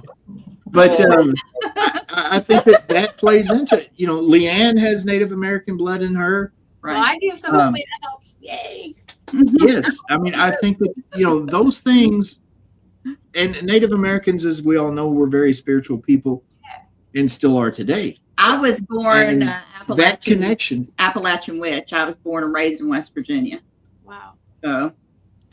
So I need Sarah to describe what she saw, because what people need to understand is the night Sarah got to see this, the rest of us were drawn to a different spot, right? So for whatever reason, Sarah got presented in a different way. And now that I'm thinking about it, do you guys remember when we were all kind of gathered down before we went down to the Civil War house?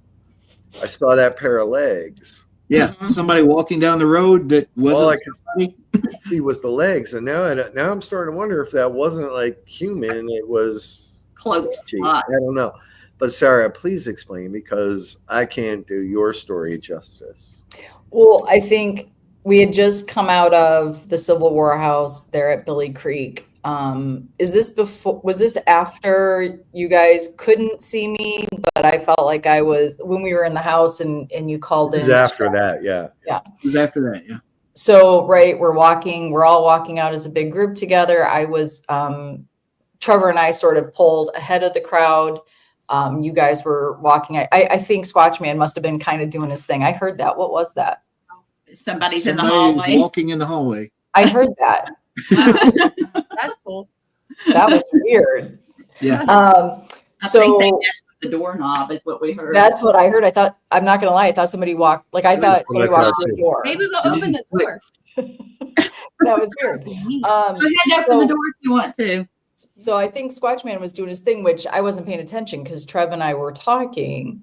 And then all of a sudden, Rob called me. He was like, hey, hey, Sarah.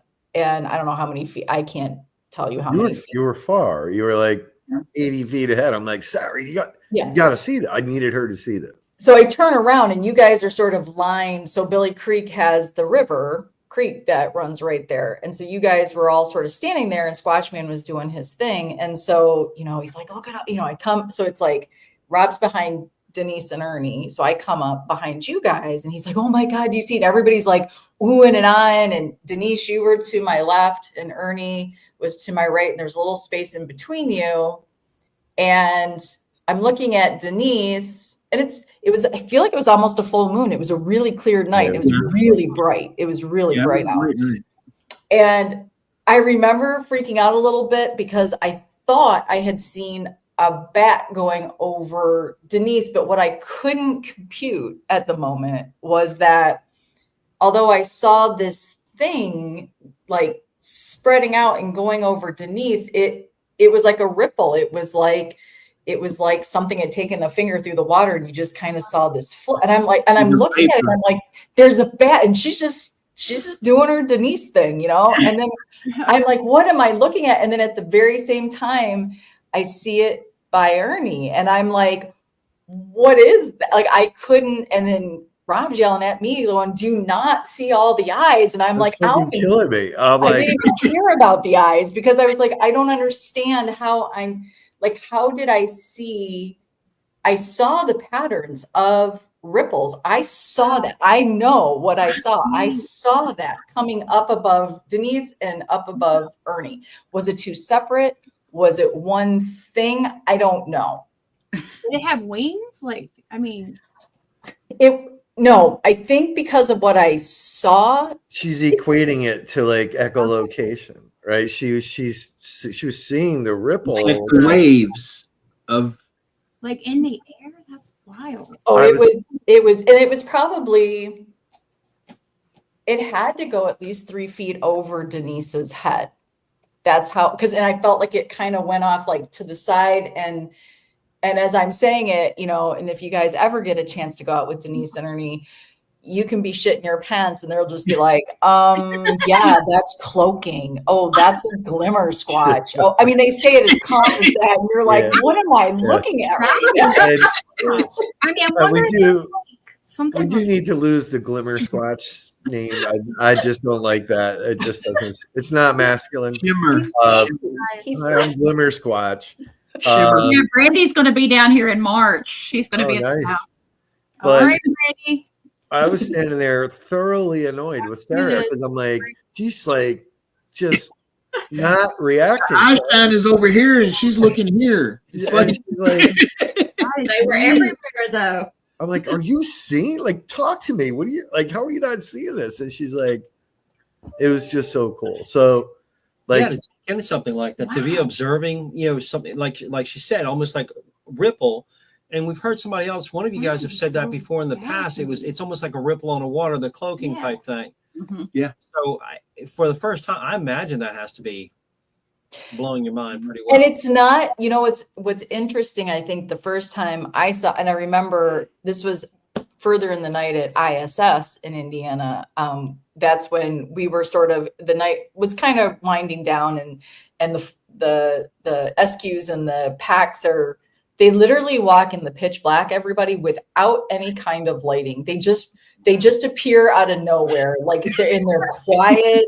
So we were like, where did they go? Where did they all go? And we're waiting for, we're watching guests go from Bill. And all of a sudden, here comes the four of them, like just walking in the dark. Shoulder to shoulder. Oh, yeah. They don't all go around banging sticks against trees. That's how people cause them, because they think we'd never bang a stick against a tree. We'll sometimes ask them if we can get a tree knock and they'll give us one, but we don't do that. No, you guys are you're very calm, collected. You're just doing your thing. And then I think we had a small group and we're looking in the tree line and I was standing with Todd and he was explaining some stuff and just happened to look and I saw the amber eyes. I saw that. And I was just like, what am I looking at? And I love when you're with either the SQs or the packs, it's really cool. Cause I was just like, what am I? And he's like, yep, that's eye shine. Like just the way they just sort of do that. Like it's just like, it's like normal for them. And I'm like the first time I'm like losing my shit. Even the second time. I said, congratulations, you saw a squatch. Rob's like, what? Yeah, you got close to the tree line. I never got at ISS. I never got close to the tree line. You didn't get off the road. You were standing there in the road.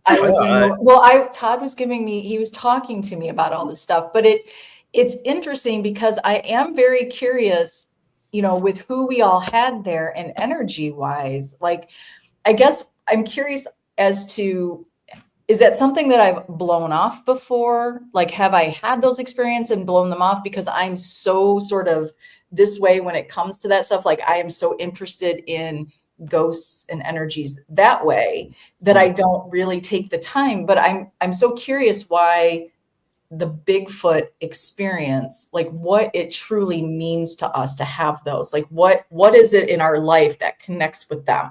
Is it a need? Is there a need there that needs to be nurtured and filled and it can only come from nature? And so that's why you're having them. Like, I'm curious. Sarah froze. She froze, but she'll catch up. It's just, that's what I'll say is, so Marie and Robert, when we do the trifecta down there, you gotta come. We would love to, honestly. My personal opinion and observations, it's not a close contact kind of thing. It's like they keep their distance, you keep your distance, the shit's gonna be all right. It's gonna be all right. No. You try to get too close and it's like, nope, game over. You're either going to not feel well they go. It's really, there's this weird sort of implied respect that happens, which is why I'm telling you, like, I'm mildly mad at myself for not trying to snap a picture because I couldn't believe what I was looking at. But I know the minute I went for that camera, they probably would have disappeared. But I had zero desire to have the picture because, like I said, not a single person there pulled out a camera. Yeah, it was the last thing. You probably are not even thinking about it. But it was just, it's so worth it when it happens. You're just like, because the whole night was pretty mellow up until that, right? And you're just like, well, there's the money shot. This is it.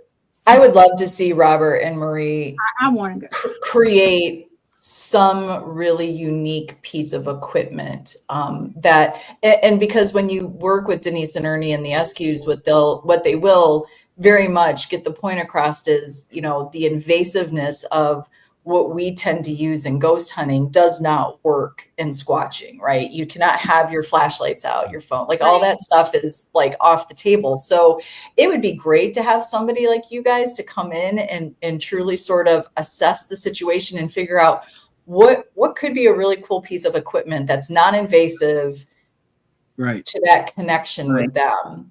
Because I don't think it's interesting. We talk about ghosts and that, you'll hear some investigators, I don't know that I don't necessarily subscribe to this, but you'll hear some investigators sort of have that, they need your energy to get their energy. But when we talk about Bigfoot, we certainly don't think he needs to siphon our energy. He's out there doing his thing in nature. So give you some of his.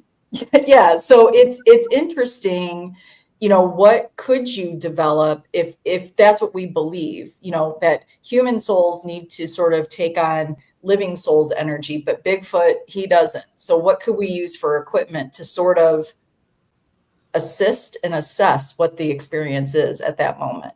That's your job, Robert and Marie. Yeah. Greg Balkin said that he went to the edge of the forest and he was just inspired to just look out and say, I love you. Yeah, he said, I don't know why. Right. But he said he was standing there and he just said out to the forest, I love you. Mm. And the spirit box said, I love you too. Aww. And, it was like. And Greg got touched on the head. He got touched. He's got a whole story too, because he was with us when he and Shar's boy were here. They were at Fort Duffield for their first experience, and it was a full moon, and we were looking down at the mass grave. We weren't looking for Bigfoot. Wow. We were looking for spirits and in the cemetery. And he stepped right out into the moonlight. There were 5 of us, and we were all like, there he is. And they got to see him, like, and not that was just sunshine, it was a full body. It was flesh and blood looking Bigfoot. Wow. So, as we talked earlier, Sarah, matter of fact, I was talking earlier as far as with Ernie and Denise, I have different ways of doing my approach as far as with equipment in general. And there are some different types of equipment that I can already think of that I want to create. But until you, again, I've hunted, deer hunting and everything else. There's time to hunt, time to do photography, everything else. So I spent a lot of time in the woods. But until you know what your target is or how they act, and this is a hell of an education that I'm getting right now. That adds such a different level to it from what you would normally think, from what we're dealing with and everything. So, do you think though, Robert, and I know you haven't experienced yet, but I'm curious, like with the cloaking, because I saw the ripples, because I saw what I saw, I don't know, maybe I'm losing my mind. I am menopausal, but like. Is that something that a thermal camera could detect? Thermal would not give you enough definition on it. It's not going to go ahead. They don't like thermals. They will not show up for a thermal. Okay. What's creating, first of all, what's creating the cloaking? Yeah. Are they putting off a particular frequency? So if you have a spectrometer that's reading frequencies, if you notice when all of a sudden they're in sight and it's just picking up, you're not promoting. And all of a sudden you start seeing a particular frequency spiking, that could give you an indication that that's something that they're using. And I don't think it's really been approached yet for somebody. I'm sorry. He's got to bring his toys out. So is there ever, besides the calls that we know people talk about when it comes to Bigfoot, but does anybody ever get a ringing in their ear or any kind of, that is something that is. We actually do that here. Me and Ernie will be sitting here, and I'll be like my left ear's ringing, and then we always do that, Rob. But that's not, again, it's not even where you're in the presence of a Bigfoot. There's a lot of similarities that's happening between, again, Sarah, my focus has been ghosts and spirits. Yeah. But we're finding there's a lot of similarities between what people experience that do investigate the Bigfoot, or even UFOs during the time and presence of a UFO. What they, and after a while, you gotta say, hold on, why is it common? Mm-hmm. And we need to start looking at those. And instead, I've been putting my little cube over here on spirits and ghosts because it's my focus, but I'm missing out on how much bigger the picture is. Yeah. Another thing we've noticed when we're getting ready to have a lot of activity in the forest, everything will go quiet. You won't even hear crickets. Wow. But you will see those little lights that we have determined are fairies. Yeah. And for everybody that, you guys check out in the question. Okay, I'm sorry. Go ahead. What was your question, Robert? All right, you guys have seen the small lights, right? Yes. Have you ever seen elongated like rods? Is what they would be termed as. Yes. Okay. Yeah. Anybody else? That's not. People get pictures of what they call rods all the time. Not that no, good. An actual picture. It is a slow shutter speed of a moth flying by. Right. Yeah, that is a fairy. We're talking a solid elongated object that, especially visibly, when you can see it with your eyes, you're not playing with the cameras and the tricks of the camera. Right. When you can see it, no different than we're not talking lightning bugs, that comes on, goes off. You're talking a solid light that can move, and it doesn't move like a regular insect bug or something like that. Right. Yeah. Right. And we've seen them in pink, blue, green. It's not just like a lightning bug. Just like the eye shine, the eye shine that we talk about, and we haven't covered this tonight. It is self-illuminating. It is not a reflection of light. Right. It is self-illuminating. And sometimes if they're close to like a leaf or something like that, if their eyes are close to it, you can actually see the light lighting up what's in front of their eyes. Wow. That's like it's a flashlight, So you feel they're looking straight on you, and they're lighting up. They have that illumination to them. Like you'll see some people that'll like shine a flashlight and see the reflective. Those are just animal eyes. Those are not, right. Yeah. The Bigfoot, you don't need any light. They light themselves I can send you plenty of pictures of eye shine where there was no light. Wow, that's no light being shined in that direction, and just you're seeing lights out in the middle of the forest. I was going to ask earlier before I forget, Sarah, did anybody else ever have the experience with the ripple effect, like what you noticed? I think that night, which is very, I always think very interesting because one, I don't normally have similar experiences to most people, ghost or otherwise, when it comes to this stuff. But I think everybody was so focused because Trevor and I had walked so far ahead. So they were focused on the water line. I think in the water too, like Squatchman, I think Greg was sort of like, there's some in the water. In the creek. Yeah. Up in the trees. Yeah. So I think by the time I walked over, and I have Denise and Ernie in front of me, maybe just a few feet away from me. And I don't know why it caught my attention. In fact, that's what was freaking me out, I think, the most, because I think I just kind of went with why I said bat, right? I was like, ooh, bat. But when it went up, I don't know I don't think Ernie and Denise could have seen it because it was literally above them or on them. I don't remember looking directly at you guys to realize if you had that look to you. I just know I saw it. I just know that I was just like, how am I seeing? How am I seeing that? Like, I really think and that's probably why Rob was getting mad, because I think I just stood there for a minute, like not even a minute, probably more. Like, I was like, this is the coolest shit in the world is happening. You're just you're looking at Ernie and Denise. But it was the coolest shit because it did have that predator look, right? It did have that vibe.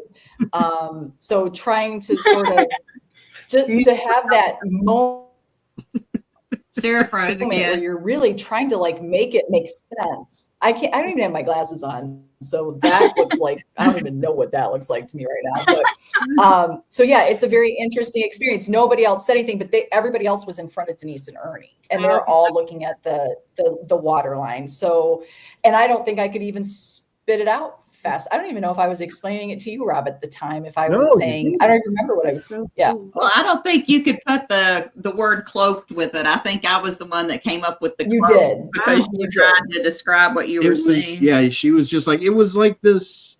And I mean, I just wonder, when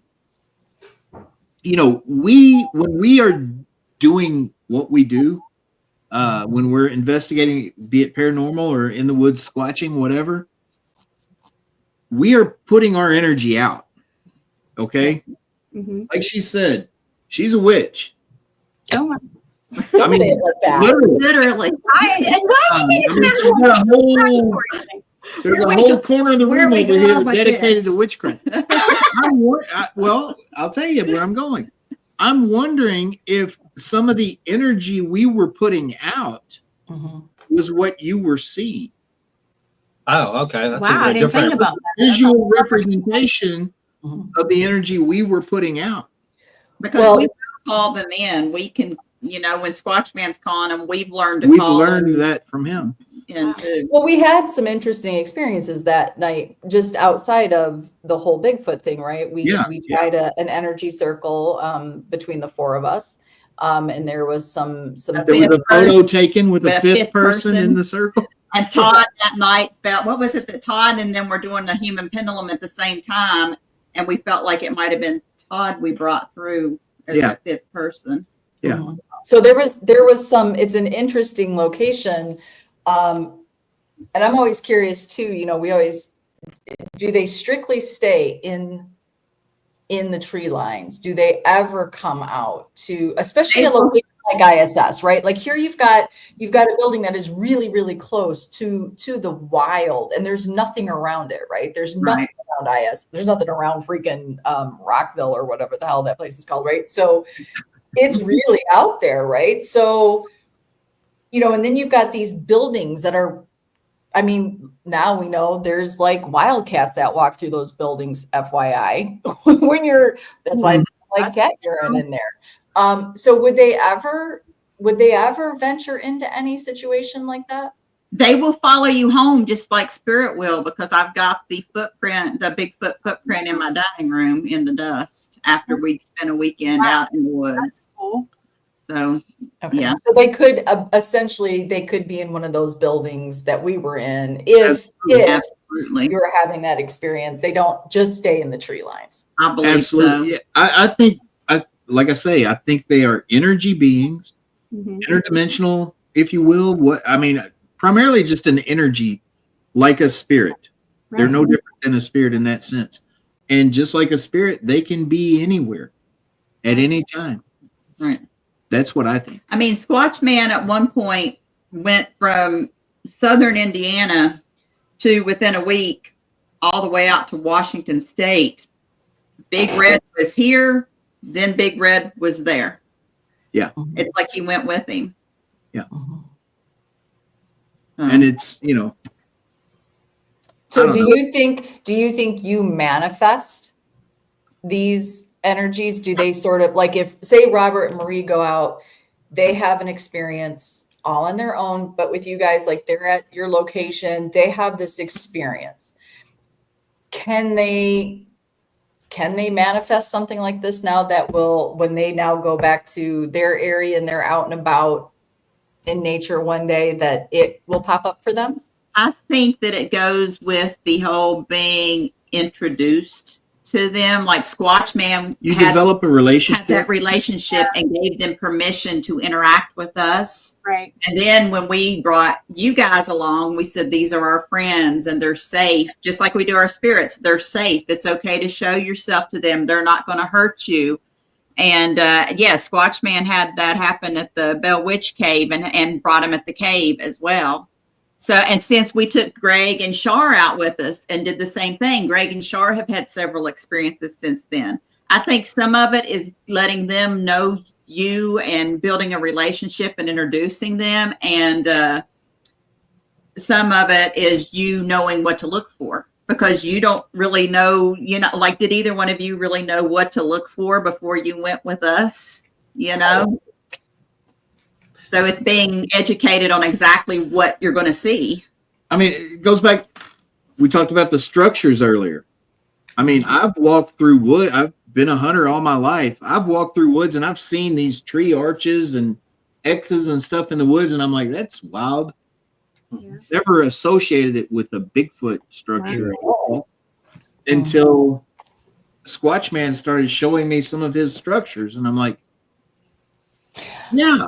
But if they're interdimensional, what would this structure be useful for? Is it more of a portal? Like, what would be the point of a structure? Squatch Man thinks it's a portal and maybe an energy source. Yeah. He said he's because I mean, a lot of them, some of them are just like X's. Some of them are more intricate. Richie B has got that what he calls the dream catcher structure there in his forest. Wow. And there's all types of different structures, but occasionally you'll see one where a tree is bowed and the end of it is shoved down into the ground and being pinned down by another tree.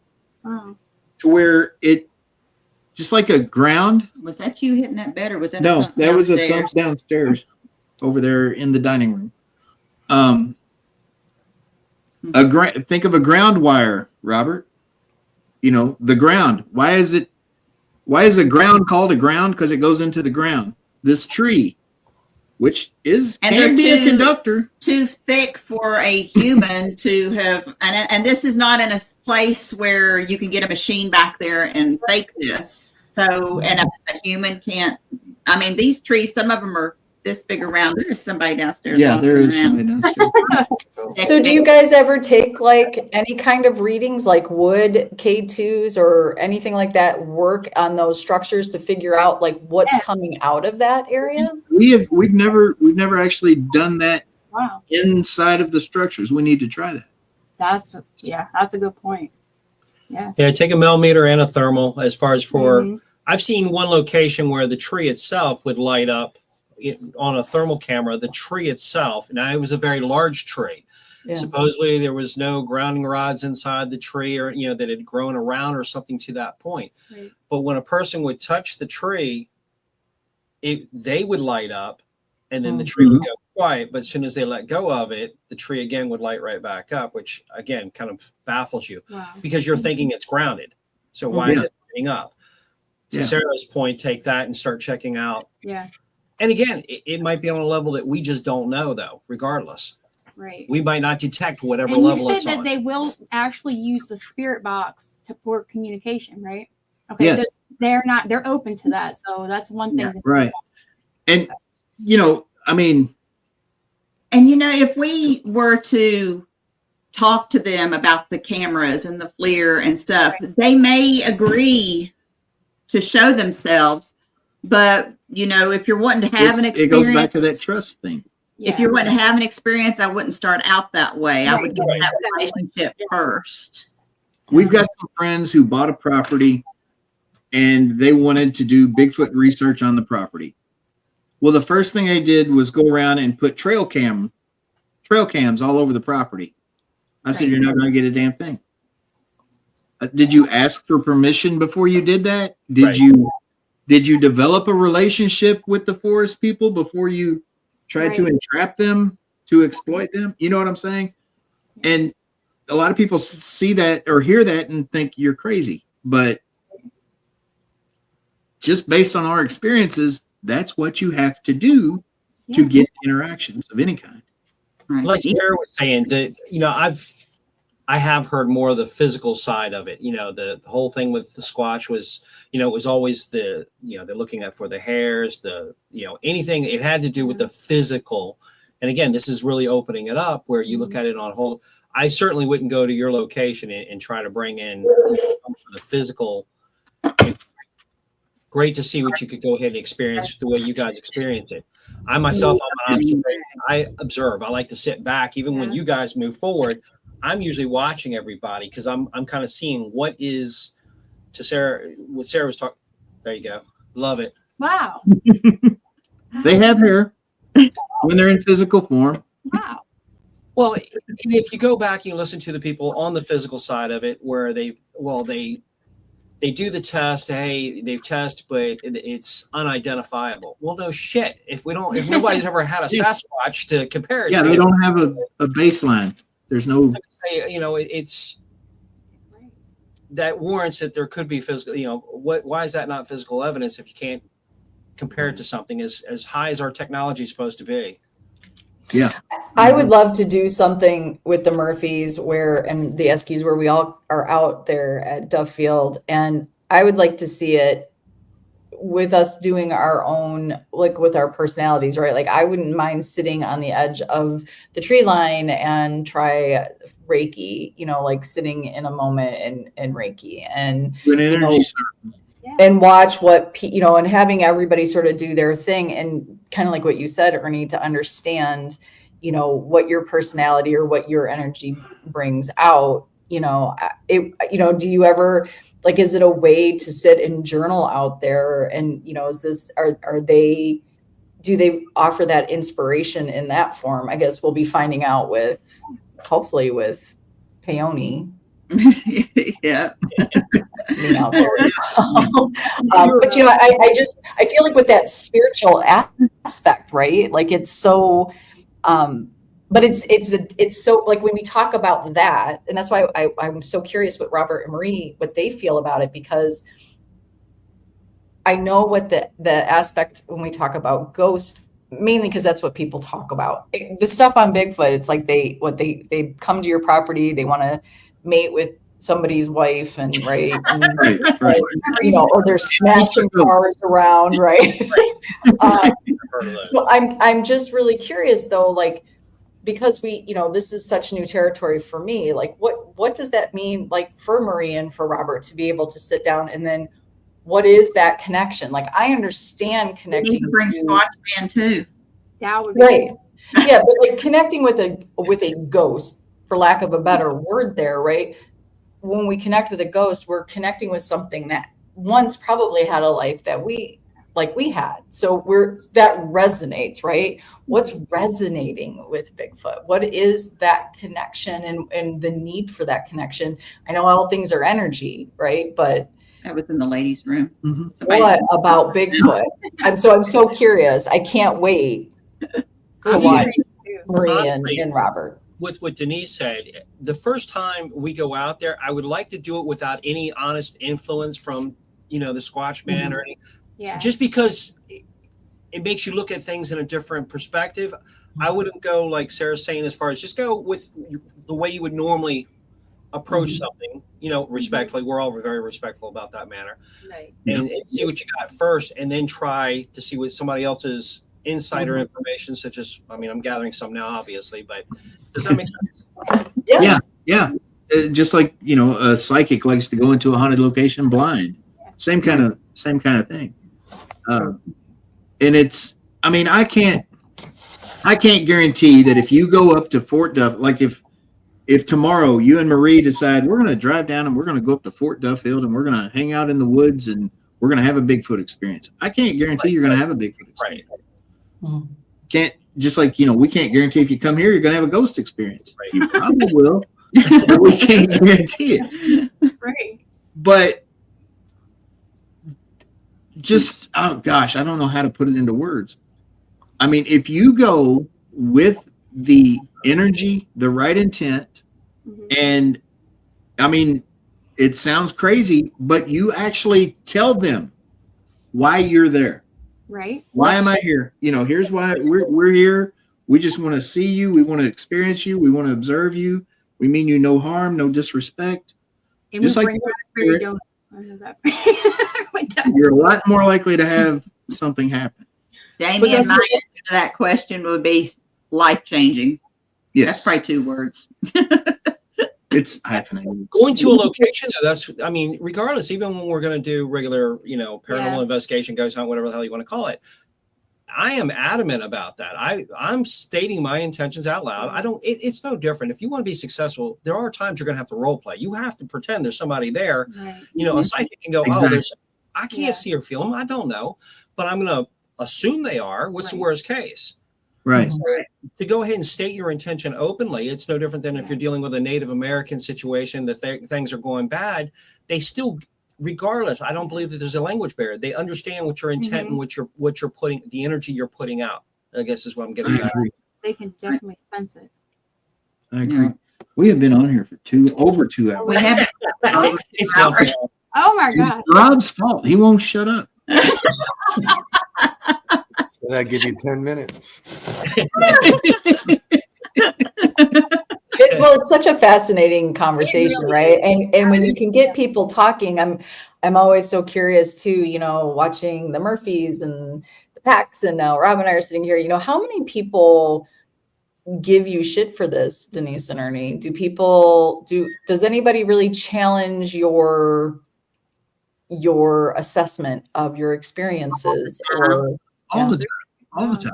I mean, you know, until people have experienced the things that we talk about, we sound crazy. I mean, even the ghost in this house, ghosts, you know, I mean, you sound crazy, and until you've experienced, I mean, like I said, 5 years ago, if someone would have been telling me all the stuff that we've talked about tonight, I'd have been like, this guy is smoking some good shit. That's how I been in touch with Sarah.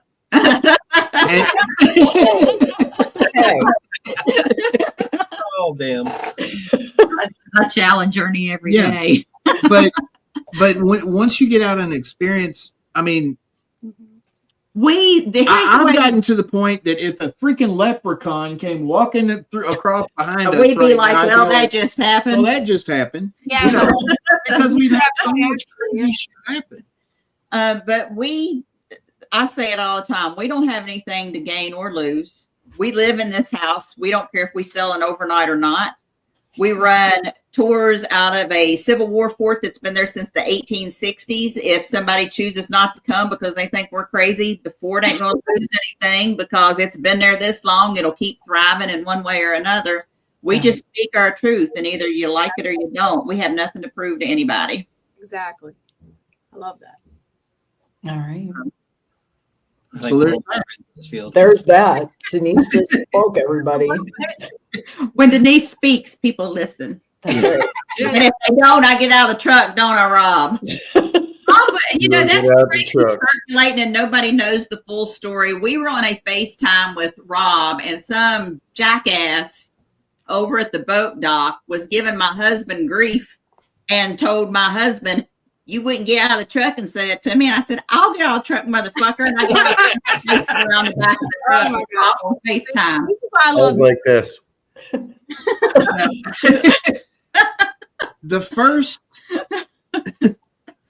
The first words out of her mouth when she got out of the truck, I'm from West by God, Virginia, motherfucker. I'll kill you and help them look for your body. Right? That should hold some weight by itself, yeah. That's what she said. Don't mess with that. Well, I walk down the road. We know what to do with the body. Yeah. However, when Ernie did, I was like, "Oh God, this is tense." I think because Ernie was getting heated, and I'm like, "Damn, I wouldn't want to piss Ernie off." And then I was like, "Oh fuck." Oh, anniversary! Happy anniversary! Anniversary! Oh, that's so sweet. Happy anniversary, happy brother and sister. Happy. I can't believe she's put up with you that long, Todd. Poor Leanne. Thoughts and prayers for Leanne. No, that's our brother and sister right there. We love them. Happy anniversary. Congrats. Folks, I'm gonna have to end this thing because What time is it? I gotta work tomorrow.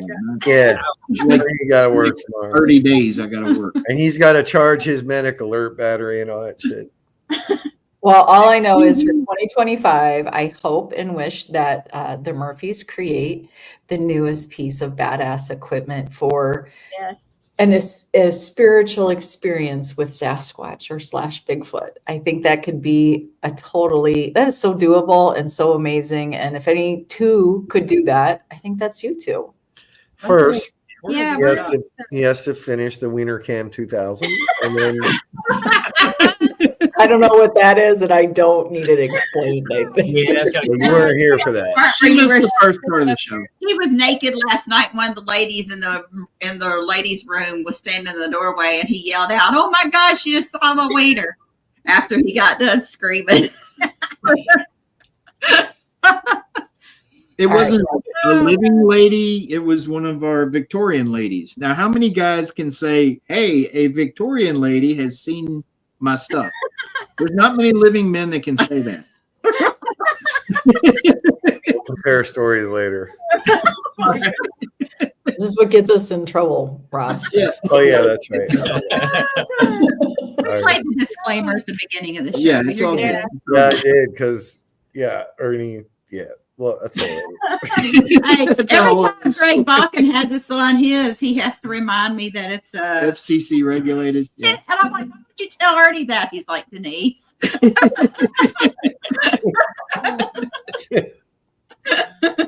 Guys, it's been a fantastic show. We sincerely appreciate it. This is fantastic. Anybody watching, you guys have got to have a good time off this. This is great. This is just great information and great entertainment at the same time. It's incredible. We'll have to do it again sometime. Yeah. This is what our shows are. Look, Rob's playing around. Rob's taking over the show apparently. More our shows are conversations. We're not interviewing anybody. We're not, pinning anybody down. We get folks on here and we talk. And sometimes we go down rabbit holes, and sometimes we might enlighten some folks on some things. Other times we might make more people think we're crazy. But Thank you, We Sarah and Rob. appreciate all for y'all chiming being in. on here tonight. Yes, guys, for Everybody in the chat. and your experience. Wow. Robert, Marie, you want to tell everybody how they can follow you guys? Where your podcast is, where they can find you guys can definitely hit us up. Robert and Marie Murphy. We got what is it? 24elite.etsy.com. That's where you can find our shop. On the bottom. It's on the bottom. Scroll on the bottom. And our team is Elite Paranormal Oh Society. yeah, you're right. It is at the bottom.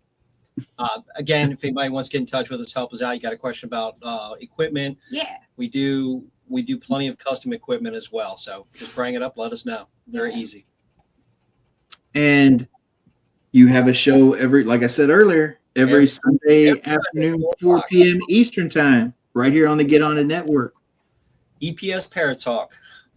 That's Not right. as good as this show, unfortunately. We're trying to strive to get to this, okay? No, you guys do an awesome job. Yeah, it's just so, I'm so intrigued by it. It is. It's all great. of it. It's like, wow, I could just listen for hours. Well, we'll do it again. And for anybody that missed our announcement at the beginning, we're not on again until we're coming back in 2025. We need a little break with Ernie's work schedule. So yeah, we're going to take a couple weeks Tracy, off. we just get ready to leave. We're not leaving because you just joined us. It is. It's all because of Tracy.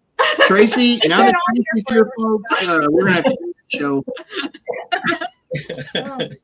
No, we love all y'all. We appreciate you for tuning in. Y'all be good to each other. Don't be assholes. As Miss Sarah would say, don't be a dick.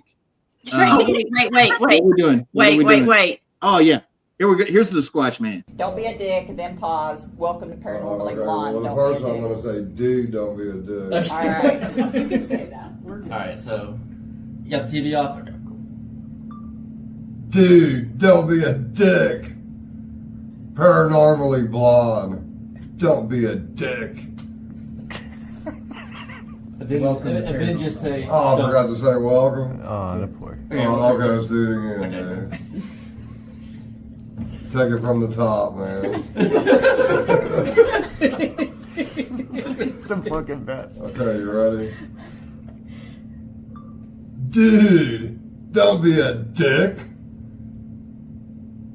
Welcome to Paranormally Blonde. And again, remember, don't be a dick. Awesome. Gotta love him. Gotta love Greg. Wow. That's cool. Yeah. So that's our Squatch Whisperer right there. I mean, brother, love him. You're finishing up here. Quit talking again. All right, folks. You'll start talking. Y'all have a good night. We'll see you next year. Good night, guys. Who knows? We'll see you next year sometime. Y'all take care. We'll see you. Bye. Bye.